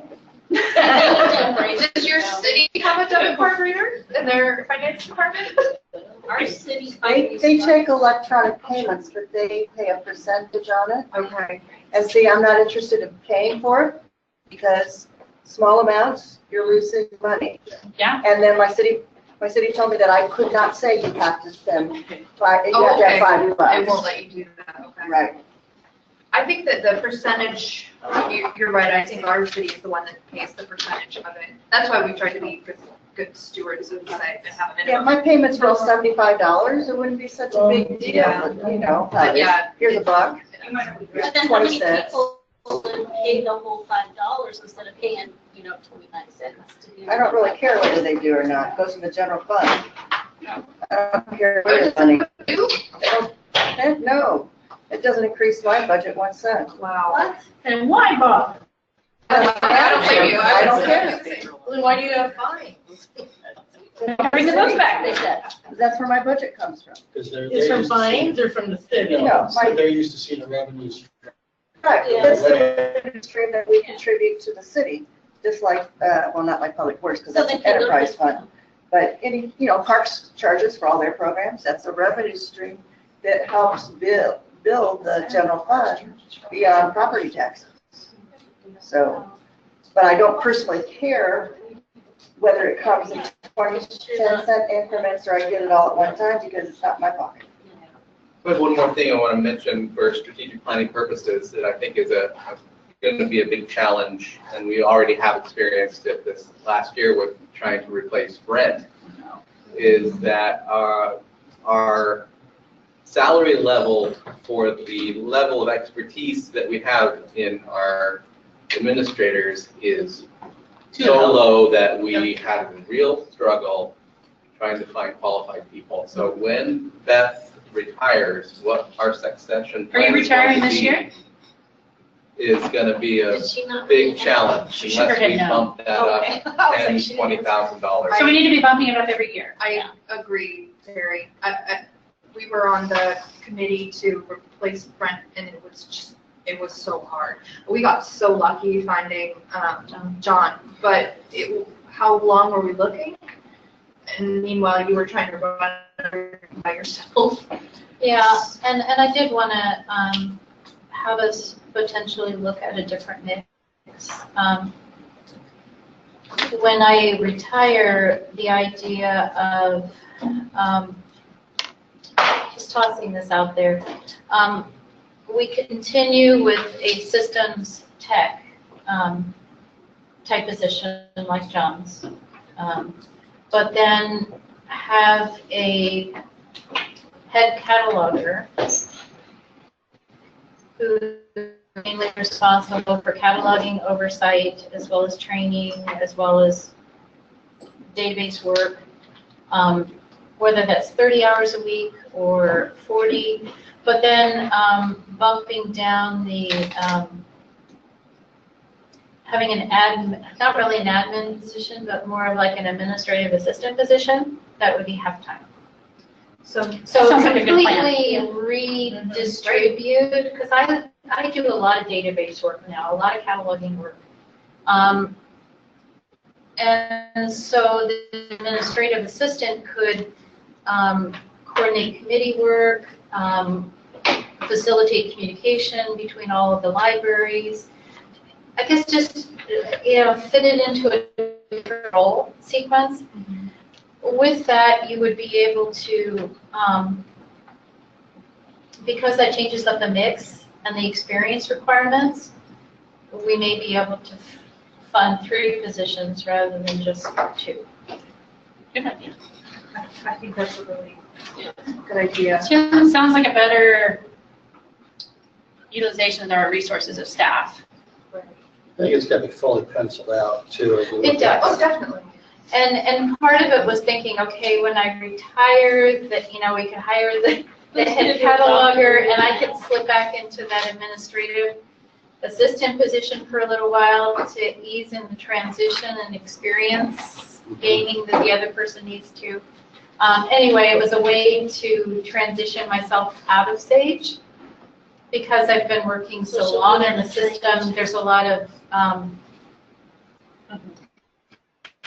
take some time, to kind of translate that knowledge out. And I wanted to be a smooth transition. So anyway, it was an idea that I had that the salaries wouldn't be the same as what they are now. There'd be an entirely different focus. I think we should still look at bumping up John's pay if that's possible, because if he leaves, well, and you, because if he leaves, we're gonna be in the same boat we were checking Phil's position the first time. Yeah. I don't know, I mean, money doesn't come from the sky, but I'm trying to find a way.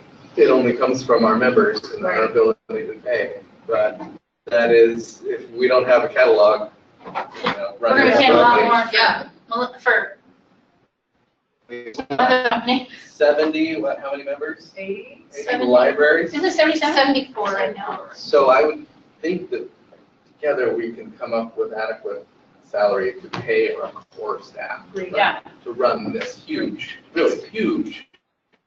It's a big, I mean, we're paying very little for what we're So- getting out of our staff, and we're very thankful for you, Beth, but we do need to pay more. I think we need to be in line with what other consortiums are paying too, and we're not, based on what we found out last year. So it's 2:00. Beth, did you have career supplies you wanted to distribute to people today? They're all in my car. And what do you have? So I have small bags, large bags. So Deanne, we're, You can stop the recording.